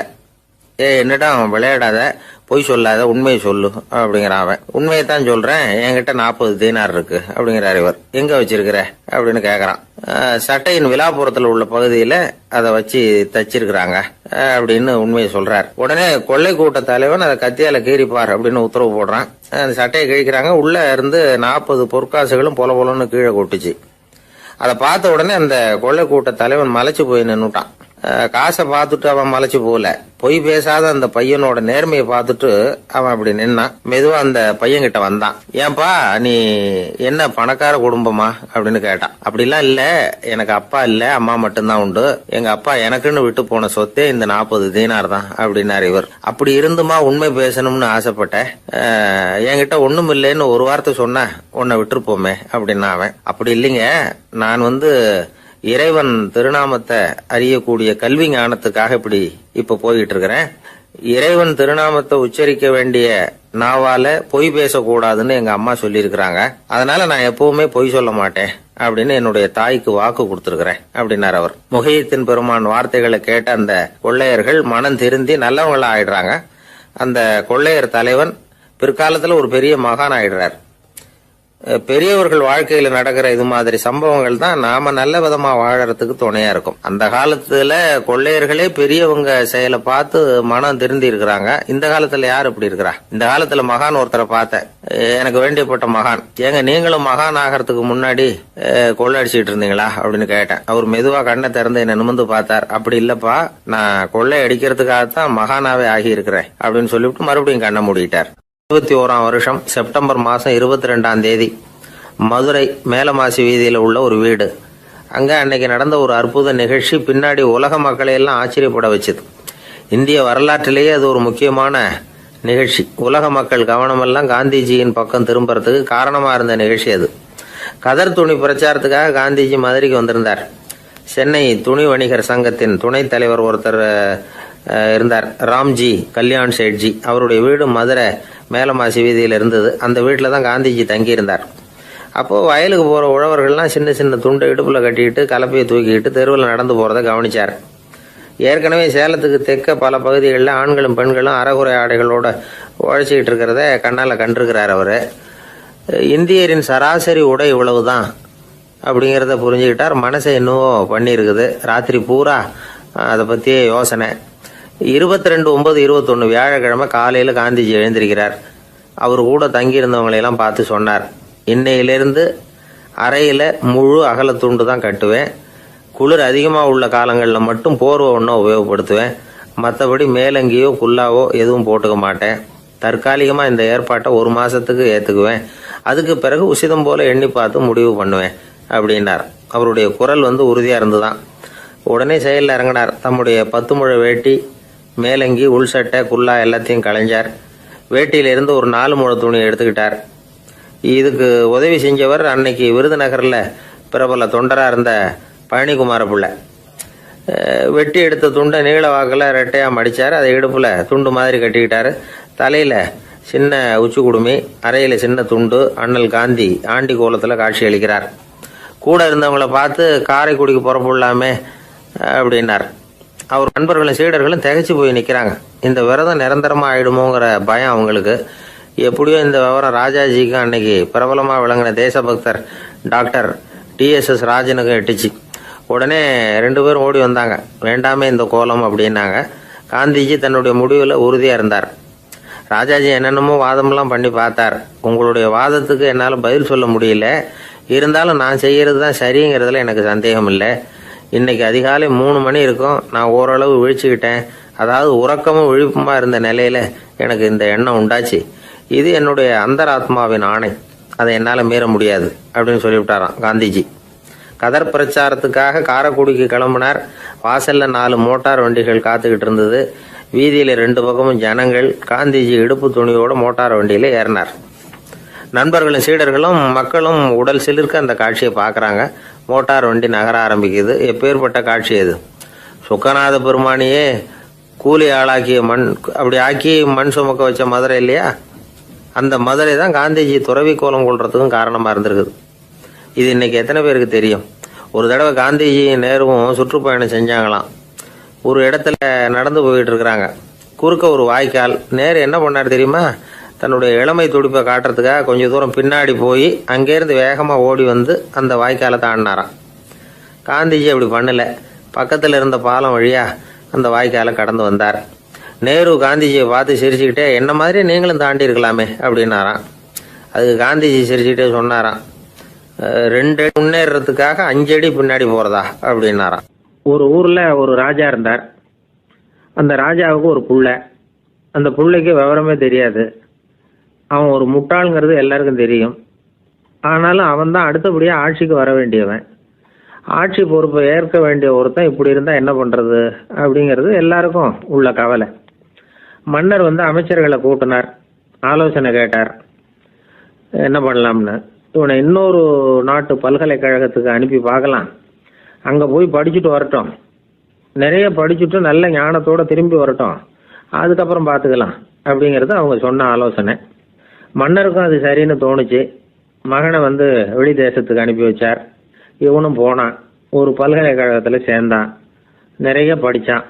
அதுக்கப்புறம் தந்தைக்கு ஒரு கடிதம் எழுதினான். தந்தையே, நான் நிறைய படிச்சுட்டேன், இனிமேல் நாடு திரும்பலாம்னு நினைக்கிறேன் அப்படின்னு எழுதினான். மன்னருக்கு ரொம்ப மகிழ்ச்சி. அதாவது புள்ள படிச்சுட்டான் அப்படிங்கிற ஆனந்தம். உடனே பையன் திரும்பி வர்றதுக்கு ஏற்பாடு பண்ணார். இளவரசன் நாடு திரும்பினான். அதை கொண்டாடுறதுக்காக அரண்மனையில் ஒரு பெரிய விருந்துக்கு ஏற்பாடு பண்ணியிருந்தாங்க. முக்கியமானவங்கள்லாம் அதில் கலந்துக்கிட்டாங்க. அந்த விருந்துக்கு முனிவர் ஒருத்தரும் வந்திருந்தார். அவர் இளவரசன் கிட்ட போய் உட்காந்து விசாரிக்கிறார். என்னப்பா, எப்படி படிச்சிருக்கிற அப்படின்னு கேட்டார். நிறைய படிச்சுட்டு வந்திருக்கிறேங்க அப்படின்னா அவன். என்னெல்லாம் படித்த அப்படின்னாரான். எல்லாத்தையும் விவரமாக சொல்லியிருக்கிறான். அவன் அப்படி சொல்லிட்டு இருக்கும் பொழுதே முனிவர் என்ன பண்ணார், தன்னுடைய மோதிரத்தை கழட்டி உள்ளங்கையில் வச்சு அப்படியே மூடிக்கிட்டாரான். அப்படியே கையை நீட்டி அவன் முன்னாடி காட்டினார். இதை பாருப்பா, என் கைக்குள்ள என்ன இருக்கு சொல்லு பார்க்கலாம் அப்படின்னாரான். இளவரசன் ஒரு கணம் யோசிச்சான். அதுக்கப்புறம் உங்க கைக்குள்ள இருக்கிறது வட்டமான ஒரு பொருள், நடுவில் ஒரு துளை இருக்கும் அப்படின்னானா. முனிவர் திகைச்சு போட்டார். பையன் பெரிய அறிவாளி ஆயிட்டான் போல இருக்க அப்படின்னு நினைச்சுட்டார். அதுக்கப்புறம் கேட்டார், சரி, என் கையில் இருக்கிறது வட்டமான பொருள், நடுவில் துளை இருக்குங்கிறத சொல்லிவிட்டேன், அதோட பேர் என்ன, அதை சொல்லு அப்படின்னாராம். இளவரசன் கொஞ்சம் யோசனை பண்ணியிருக்கான். அப்புறம் சொன்னானா, முனிவரே, நான் படித்த விஞ்ஞானம் உங்களுக்கு பதில் சொல்றதுக்கு உதவலை, இருந்தாலும் பதில் சொல்றேன், அது ஒரு வண்டி சக்கரம் அப்படின்னானா. இப்பதான் முனிவர் யோசிச்சாராம். அவருக்கு புரிஞ்சுதான், அதாவது முட்டாளை படிக்க வைக்கலாம், ஆனால் சிந்திக்க வைக்க முடியாது அப்படிங்கிறத அவர் புரிஞ்சுக்கிட்டாராம். தகவல் அறிவு ஞானமாகாது அப்படிங்கிறார் ஓஷோ. ஏன்னா தகவல்கள் மாறுதலை ஏற்படுத்துறது இல்லை, ஆனால் ஞானம்ங்கிறது மாறுதலால் உண்டாகக்கூடிய ஒன்று. அதுதான் ரெண்டுக்கும் உள்ள வித்தியாசம். மனம் சரியான வழிக்கு வரணும், அதுக்கப்புறம் படிக்கிற கல்வி தான் உண்மையான கல்வி. சரி, மனம் சரியா வர்றதுக்கு என்ன வழி அப்படின்னு கேட்டா, மனிதன் முழு மாறுதலுக்கான வழிமுறை தியானம் தான். அப்படிங்கிறார் அவர். அதனால தான் நிறைய படிச்சிருக்கேன்னு சொல்கிறவன் எல்லாம் ஞானம் உள்ளவன் நினச்சிடக்கூடாது. ஒருத்தர் இன்னொரு பெரிய மனிதரை அழைச்சிட்டு வந்து அறிமுகப்படுத்தினாராம். சார் நிறைய படிச்சிருக்கார், 3 MA வாங்கியிருக்கார், ஆனால் ஒரு விஷயம், அப்பப்போ கொஞ்சம் திருடுவார், அவ்வளவுதான், மற்றபடி அவர் ஒரு பெரிய அறிவாளி தான் அப்படின்னாராம். ஒரு ஊரில் ஒரு மன்னர் இருந்தார். அந்த ஊரில் அடிக்கடி சேவல் சண்டை நடக்கிறது வழக்கம். அரண்மனையில் ஒரு ஆள் இருந்தான். மன்னருக்காக அவன் ஒரு சேவல் வாங்கிட்டு வந்தான். சண்டை போடுறதுக்காக அந்த சேவலை தயார் பண்ணிகிட்டு இருந்தான். கொஞ்ச நாள் ஆச்சு. மன்னர் அந்த ஆளை கூப்பிட்டார். என்னப்பா சேவல் தயாராகிட்டுதா அப்படின்னு கேட்டார். இன்னும் அது தயாராகல மன்னா, இன்னும் வளரல, அதுக்கான தகுதி இன்னும் அதுக்கு வரல அப்படின்னா. எதனால் அப்படி சொல்கிறேன்னாரு. கோபம் ரொம்ப கடுமையாக இருக்குது அப்படின்னா. சரி அப்படின்னு விட்டுட்டார். மறுபடியும் கொஞ்ச நாள் ஆச்சு. இப்போ எப்படி நிலைமை, சேவல் தயாரா அப்படின்னார். இன்னும் இல்லை அரசே, மற்ற சேவல் எங்கேயாவது கூவுற சத்தம் கேட்டால் உடனே இது பரபரப்பாயிடுது, பக்கத்தில் ஒரு சேவலின் நிழலை கண்டா கூட இது பரபரப்பாயிடுது அப்படின்னா. சரி இன்னும் கொஞ்ச நாள் ஆகட்டும்னு விட்டுட்டார். கொஞ்ச நாள் ஆச்சு. இப்போ மறுபடியும் விசாரித்தார். இன்னும் நம்ம சேவலுக்கு அந்த தகுதி வரலமன்னா, போராட்ட உணர்வு அதுக்கு இன்னும் இருந்துக்கிட்டு தான் இருக்குது, உள்ளே மெதுவாக தான் எரிய ஆரம்பிச்சிருக்குது போராட்ட உணர்வு, அப்படி இருக்கக்கூடாது, அது பற்றி எரிய வேண்டாமா அப்படின்னா. இன்னும் கொஞ்ச நாள் ஆச்சு. இப்போ எப்படின்னு கேட்டார். இப்போ அவன் சொன்னான், மன்னா கிட்டத்தட்ட அது போருக்கு தயாராகிட்டுது அப்படின்னு நினைக்கிறேன்னா. எதனால் அப்படி சொல்கிற அப்படின்னு கேட்டார். மற்ற சேவலின் குரலை கேட்டால் அது அசைகிறதே இல்லை, ஒரு பொம்மை மாதிரி ஆயிடுது, அதுக்கு உள்ள ஒரு நுட்பமான விழிப்புணர்வு வந்துட்டுது, அதனால் அது அமைதியாக இருக்குது, மௌனமாக இருக்குது. இனிமேல் அதுக்கு இணையான சேவலே கிடையாது. வெற்றி பெற அது போராட வேண்டிய அவசியமே இல்லை, அதை பார்த்த உடனே எதிரி சேவல்கள் பயந்துட்டு ஓடி போடும் அப்படின்னு சொன்னானான். அந்த சேவலை வளர்த்தவர் சி சிங் சு அப்படின்னு பேர். இந்த சுசுகி சொன்ன கதையும் அது. ஞானிகள் என்ன சொல்கிறாங்க தெரியுமா, அந்த சேவலின் ரகசியத்தை நீயும் கற்றுக்கொள், நீ அப்படி ஆயிடு, சண்டை போடாமலே வெற்றிகள் பெறுகிற நுட்பத்தை புரிந்து கொள். இதுதான் ஞானிகள் உபதேசம். ஒரு குரு கிட்ட ஒருத்தன் போயிருக்கிறான். எனக்கு சண்டை போட கற்றுக் கொடுங்கண்ணா, அதுக்கு என்ன செய்யணும்னார். என்ன உங்கள் மாணவனாக சேர்த்துங்கண்ணா. சரி இப்போ உன்னுடைய பலம் என்னன்னு கேட்டிருக்கார். இப்போ நான் தனி ஆளாக இருந்து ஒரு 100 பேரை சமாளிப்பேன் நானா. சரி அப்படின்னா என்னுடைய மாணவனாக உன்னை சேர்த்துக்கிறேன்ருக்கார். சேர்த்துக்கிட்டார். 6 மாதம் பயிற்சி கொடுத்தார். அதுக்கப்புறம் இவனை கூப்பிட்டு கேட்டார், இப்போ உன்னுடைய திறமை எவ்வளவுன்னு. இப்போ நான் தனி ஆளாக இருந்து ஒரு 50 பேரை சமாளிப்பேன் நானா. இன்னும் உனக்கு பயிற்சி தேவைன்னாராம். தொடர்ந்து சில நுட்பங்களை எல்லாம் சொல்லி கொடுத்துருக்கிறார். 1 வருஷம் ஆச்சு. எல்லாத்தையும் கற்றுக் கொடுத்துட்டார். அப்புறம் கூப்பிட்டு கேட்டார், இப்போ உன்னுடைய திறமை எப்படிப்பா, எதிரிகள் எத்தனை பேரை உன்னால் சமாளிக்க முடியும்னாராம். அவன் சொன்னான், ஐயா எதிரிகளின் பலம் என்னங்கிறத புரிஞ்சிக்காம அதை நான் சொல்ல முடியாதுன்னு நானும். இனிமேல் உனக்கு பயிற்சி தேவையில்லை, போயிட்டு வான்னு அனுப்பி வச்சுட்டாரான். ஒரு உண்மையை நாம் புரிஞ்சுக்கணும். அதாவது அடிக்கிறதுக்கு நமக்கு துணிச்சல் தேவையில்லை, அடிக்காமல் இருக்கிறதுக்கு தான் துணிச்சல் தேவை. அடித்தா திருப்பி அடிக்கிறவன் மன உறுதி உள்ளவன் இல்லை, அடித்தா திருப்பி அடிக்காமல் இருக்கிறான் பாருங்க, அவன் தான் மன உறுதி உள்ளவன். ஒருத்தன் தலை திரிக்க வேகமாக ஓடிக்கிட்டு இருந்தான். நான் எங்கடா ஓடுற அப்படின்னா, எதுக்கு வந்தவன், ஒரு சண்டையை நிறுத்தத்தான் இப்படி ஓடுறேன் அப்படின்ட்டுருக்கான். யாருக்கும் சண்டை, எனக்கும் இன்னொரு ஆளுக்கும் சண்டை அப்படின்னு நான். அவன் எது ரொம்பவும் கஷ்டமான காரியம் அப்படின்னு கேட்டார் ஒருத்தர். ஒருத்தருக்கு ஒருத்தர் சண்டை போடாமல் இருக்கிறது தான் ரொம்ப கஷ்டமான காரியம் அப்படின்னு தோணுது. ஒரு நாட்டுக்கும் இன்னொரு நாட்டுக்கும் சண்டை, நாட்டுக்குள்ளேயே ஒரு குரூப்புக்கும் இன்னொரு குரூப்புக்கும் சண்டை. ஏன் சண்டை போட்டுக்கிறீங்கன்னு கேட்டு பாருங்கள். நாங்கள் சமாதானத்துக்காக தான் சண்டை போட்டுக்கிறோம் அப்படிம்பாங்க. வாழறதுக்காக பிறந்த மனுஷன் லட்சியத்துக்காக உயிரை விட தயார் அப்படின்னு சொல்லிகிட்டு இருப்பான். அப்படி உயிரை விடுறவங்கள நாமளும் பாராட்டுவோம். ஆனால் ஒன்றுமில்லாத விஷயங்களுக்கெல்லாம் சண்டை போடுறவங்களெல்லாம், அப்படிப்பட்டவங்களையும் சரி உயிரை விடுறவங்களையும் சரி என்னென்னு சொல்கிறது, யுத்தங்களாலேயும் சண்டைகளாலேயும் நாம் அடையிறது என்னங்கிறது ஒரு பக்கம் இருக்கட்டும், இழக்கிறது என்ன தெரியுமா, ஏராளமான உயிர்கள். ரத்தம் சிந்துறதுக்கு நான் தயார் அப்படின்னு மார்தட்டி சொல்லலாம். ஆனால் ரத்தம் சிந்தினா உயிர் காத்துக்கிட்டு இருக்க தயார் இல்லை. அதாவது உயிர் நமக்காக காத்துக்கிட்டு இருக்க தயார் இல்லை. இழக்கிற ரத்தத்தை ஈடுகட்டினா தான் உயிரை காப்பாற்ற முடியும். அதனால் இது சம்மந்தமாக ஆராய்ச்சி செய்கிற கட்டாயம் ஏற்பட்டு போச்சு. அதோட விளைவாக புதுசாக ஒன்றை கண்டுபிடிச்சிருக்கிறாங்க. அதுதான் செயற்கை ரத்த பொடி. இப்போ இந்த திடீர் சாம்பார் பொடி, திடீர் ரசப்பொடி, திடீர் காப்பி பொடி இப்படிலாம் சொல்கிறோம்ல, அது மாதிரி இது திடீர் ரத்த பொடி. இஸ்ரேல் வந்து ஒரு சின்ன நாடு, மக்கள் தொகை குறைச்சல், அதோட போர்கள் வேறு. அதனால் காயம்பட்டவங்களை காப்பாற்றியே தீர வேண்டிய கட்டாயம். காப்பாற்றணும்னா ரத்த இழப்பை தடுக்கணும். அப்படின்னா உடனடியாக புது ரத்தம் செலுத்தி ஆகணும். திடீர்னு ரத்தம் வேணும்னா எங்கே போகிறது? அதுவும் கிடைக்கிற ரத்தம் சேர்கிற குரூப்பாக இருக்கணும். ஒரு வேடிக்கை பார்த்தீங்களா, நான் வேறு குரூப்பு நீ வேறு குரூப்புன்னு இவன் சண்டை போடுறான். இதில் அடிபட்டவனுக்கு ரத்தம் கொடுக்க போனால் அதுலேயும் அது வேறு வேறு குரூப்பாக இருக்குது. அது ரத்தமும் வேறு வேறு குரூப்புன்னு சொல்லிகிட்டு இருக்குது. எந்த குரூப்பு ரத்தம் வேணும், அது உடனடியாக கிடைக்கலன்னா என்ன பண்ணுறது? இப்படிப்பட்ட கஷ்டம்லாம் நமக்கு வந்துடுது. இதுக்காக தான் விஞ்ஞானிகள் இந்த ரத்த பொடியை கண்டுபிடிச்சிருக்கிறாங்க. அதாவது ஒரு ஆள் அடிபட்டு போட்டான்னு வச்சுங்களேன், அவனுக்கு ரத்தம் கிடைக்கல, உடனே என்ன பண்ணலாம்? இந்த சுத்தப்படுத்தப்பட்ட தண்ணீரை கொஞ்சம் எடுத்துக்க வேண்டியது, அதில் இந்த ரத்த பொடியை கரைக்க வேண்டியது. இப்போ இந்த செயற்கை ரத்தம் வந்து தயாராகிட்டுது. இதை அந்த ஆள் உடம்புல ஏற்றி விட்டுற வேண்டியது. இயற்கையாக நம்ம உடம்பில் இருக்கிற ரத்தம் என்னென்ன வேலை செய்யுதோ அதே வேலையை இதுவும் செய்யும். அதாவது ஆக்சிஜனை உடம்புல எல்லா இடத்துக்கும் எடுத்துகிட்டு போகுது. அந்த வேலையை இந்த செயற்கை ரத்தமும் செஞ்சுடுது. ஆனால் ஒரு விஷயம், இந்த செயற்கை ரத்தம் ஒரு அவசரத்துக்கு தான் உபயோகப்படுத்தலாம், ஒரு முதல் உதவி மாதிரி. அதை அப்படியே நிரந்தரமாக விட்டுற முடியாது. பின்னாடி வந்து தேவையான குரூப்பு உண்மையான ரத்தம் கிடைச்ச உடனே அதை செலுத்திக்கணும். உண்மையான ரத்தத்தை 20லேருந்து 40 நாள் வரைக்கும் தான் பாதுகாக்க முடியும். அதுவும் குளிர்பதன பெட்டியில். அதுக்குள்ளே உபயோகப்படுத்தலைன்னா அது வீணாக போயிடும். இந்த ரத்த பொடி அப்படி இல்லை, எவ்வளோ நாள் வேணும்னாலும் அப்படியே வச்சுருக்கலாம். குளிர்பதன பெட்டியும் தேவையில்லை.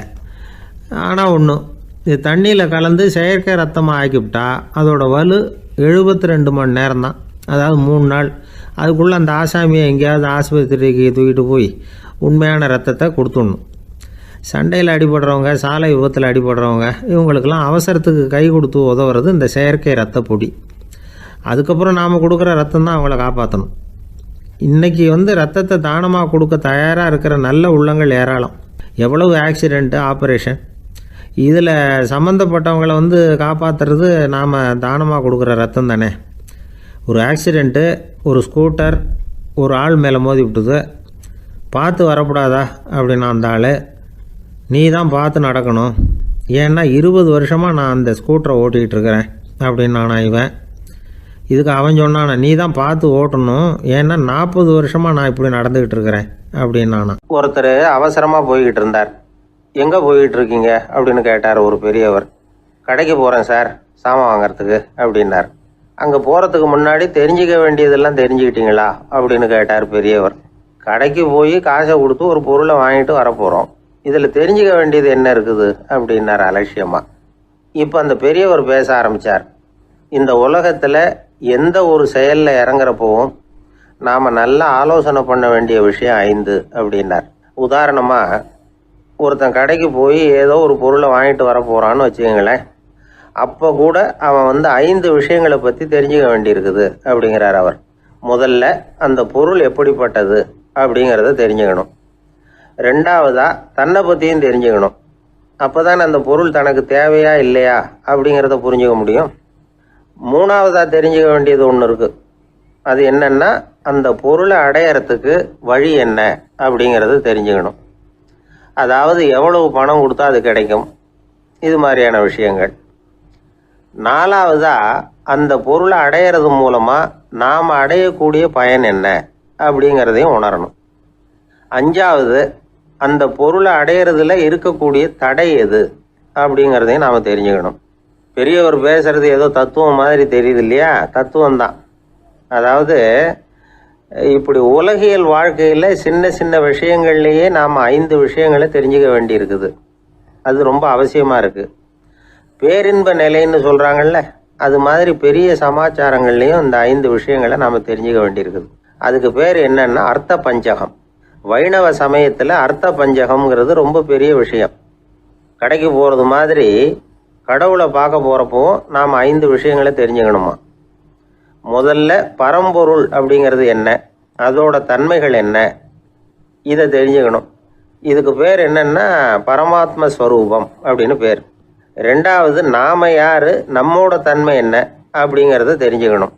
நான் யாருன்னு எனக்கே தெரியலங்கிறப்போ இதை நான் சொல்கிறேன்னு இது என்னுடையதுன்னு சொல்கிறது தப்பு தானே. அப்புறம் 3வது விஷயம், பரம்பொருளை நாம் அடையிறதுக்கு வழி எது, இது தெரிஞ்சுக்கணும். இது உபாய ஸ்வரூபம் அப்படின்னு பேர். 4வது விஷயம், நாம் அடைய வேண்டிய பயன்கள் என்ன அப்படிங்கிறது தெரிஞ்சுக்கிறது. இதுக்கு புருஷார்த்தம் அப்படின்னு பேர். 5வது, அந்த பயனை அடைய விடாமல் தடுக்கிற தடைகள் யாவை அப்படிங்கிறது தெரிஞ்சுக்கிறது. இது விரோதி ஸ்வரூபம். இதைத்தான் தடையியல் அப்படின்னு சொல்றாங்க. அதாவது பரமாத்மாவை பற்றிய அறிவு, ஜீவாத்மாவை பற்றிய அறிவு, உபாயம் பற்றிய அறிவு, புருஷார்த்தம் பற்றிய அறிவு, இந்த 4 அறிவுக்கும் எதிரடையா, அதாவது அதையெல்லாம் தப்பா புரிஞ்சுக்கிறதால உண்டாகக்கூடிய அறிவு விரோதி ஸ்வரூபம். என்ன இது தகவல்ல ஏதாவது கதை சொல்லுவீங்கன்னு பார்த்தா ஏதோ தத்துவம் பேசிக்கிட்டு இருக்கிறீங்களே அப்படின்னு நினைக்கலாம். இதுவும் தெரிஞ்சுக்க வேண்டிய ஒரு பெரிய விஷயம்தான். காதில் போட்டு வச்சா எப்போவாவது உபயோகப்படும். என்னுடைய நண்பர் ஒருத்தர் ஒரு நாள் என்கிட்ட சொன்னார், சார் அடுத்த மாதம் தஞ்சாவூரில் ஒரு கல்யாணம், போகிறதா வேண்டாமா அப்படின்னு ஒரே குழப்பமா இருக்கு அப்படின்னார். நான் உடனே இந்த அர்த்த பஞ்சக உபதேசம் பண்ண ஆரம்பித்தேன். அவர் எல்லாத்தையும் பொறுமையாக கேட்டுவிட்டு, சரி சார் நான் போகிறதுன்னு முடிவு பண்ணிவிட்டேன்னார். எப்படி இந்த முடிவுக்கு வந்தீங்க அப்படின்னு கேட்டேன். அவர் சொன்னார், சார் அந்த 2வது பாயிண்ட் ஒன்று சொன்னீங்களே, அதை புரிஞ்சுக்கிட்டதுக்கு அப்புறம்தான் இந்த முடிவுக்கு வந்தேன் அப்படின்னார். என்ன 2வது பாயிண்ட்டுன்னு, அதாவது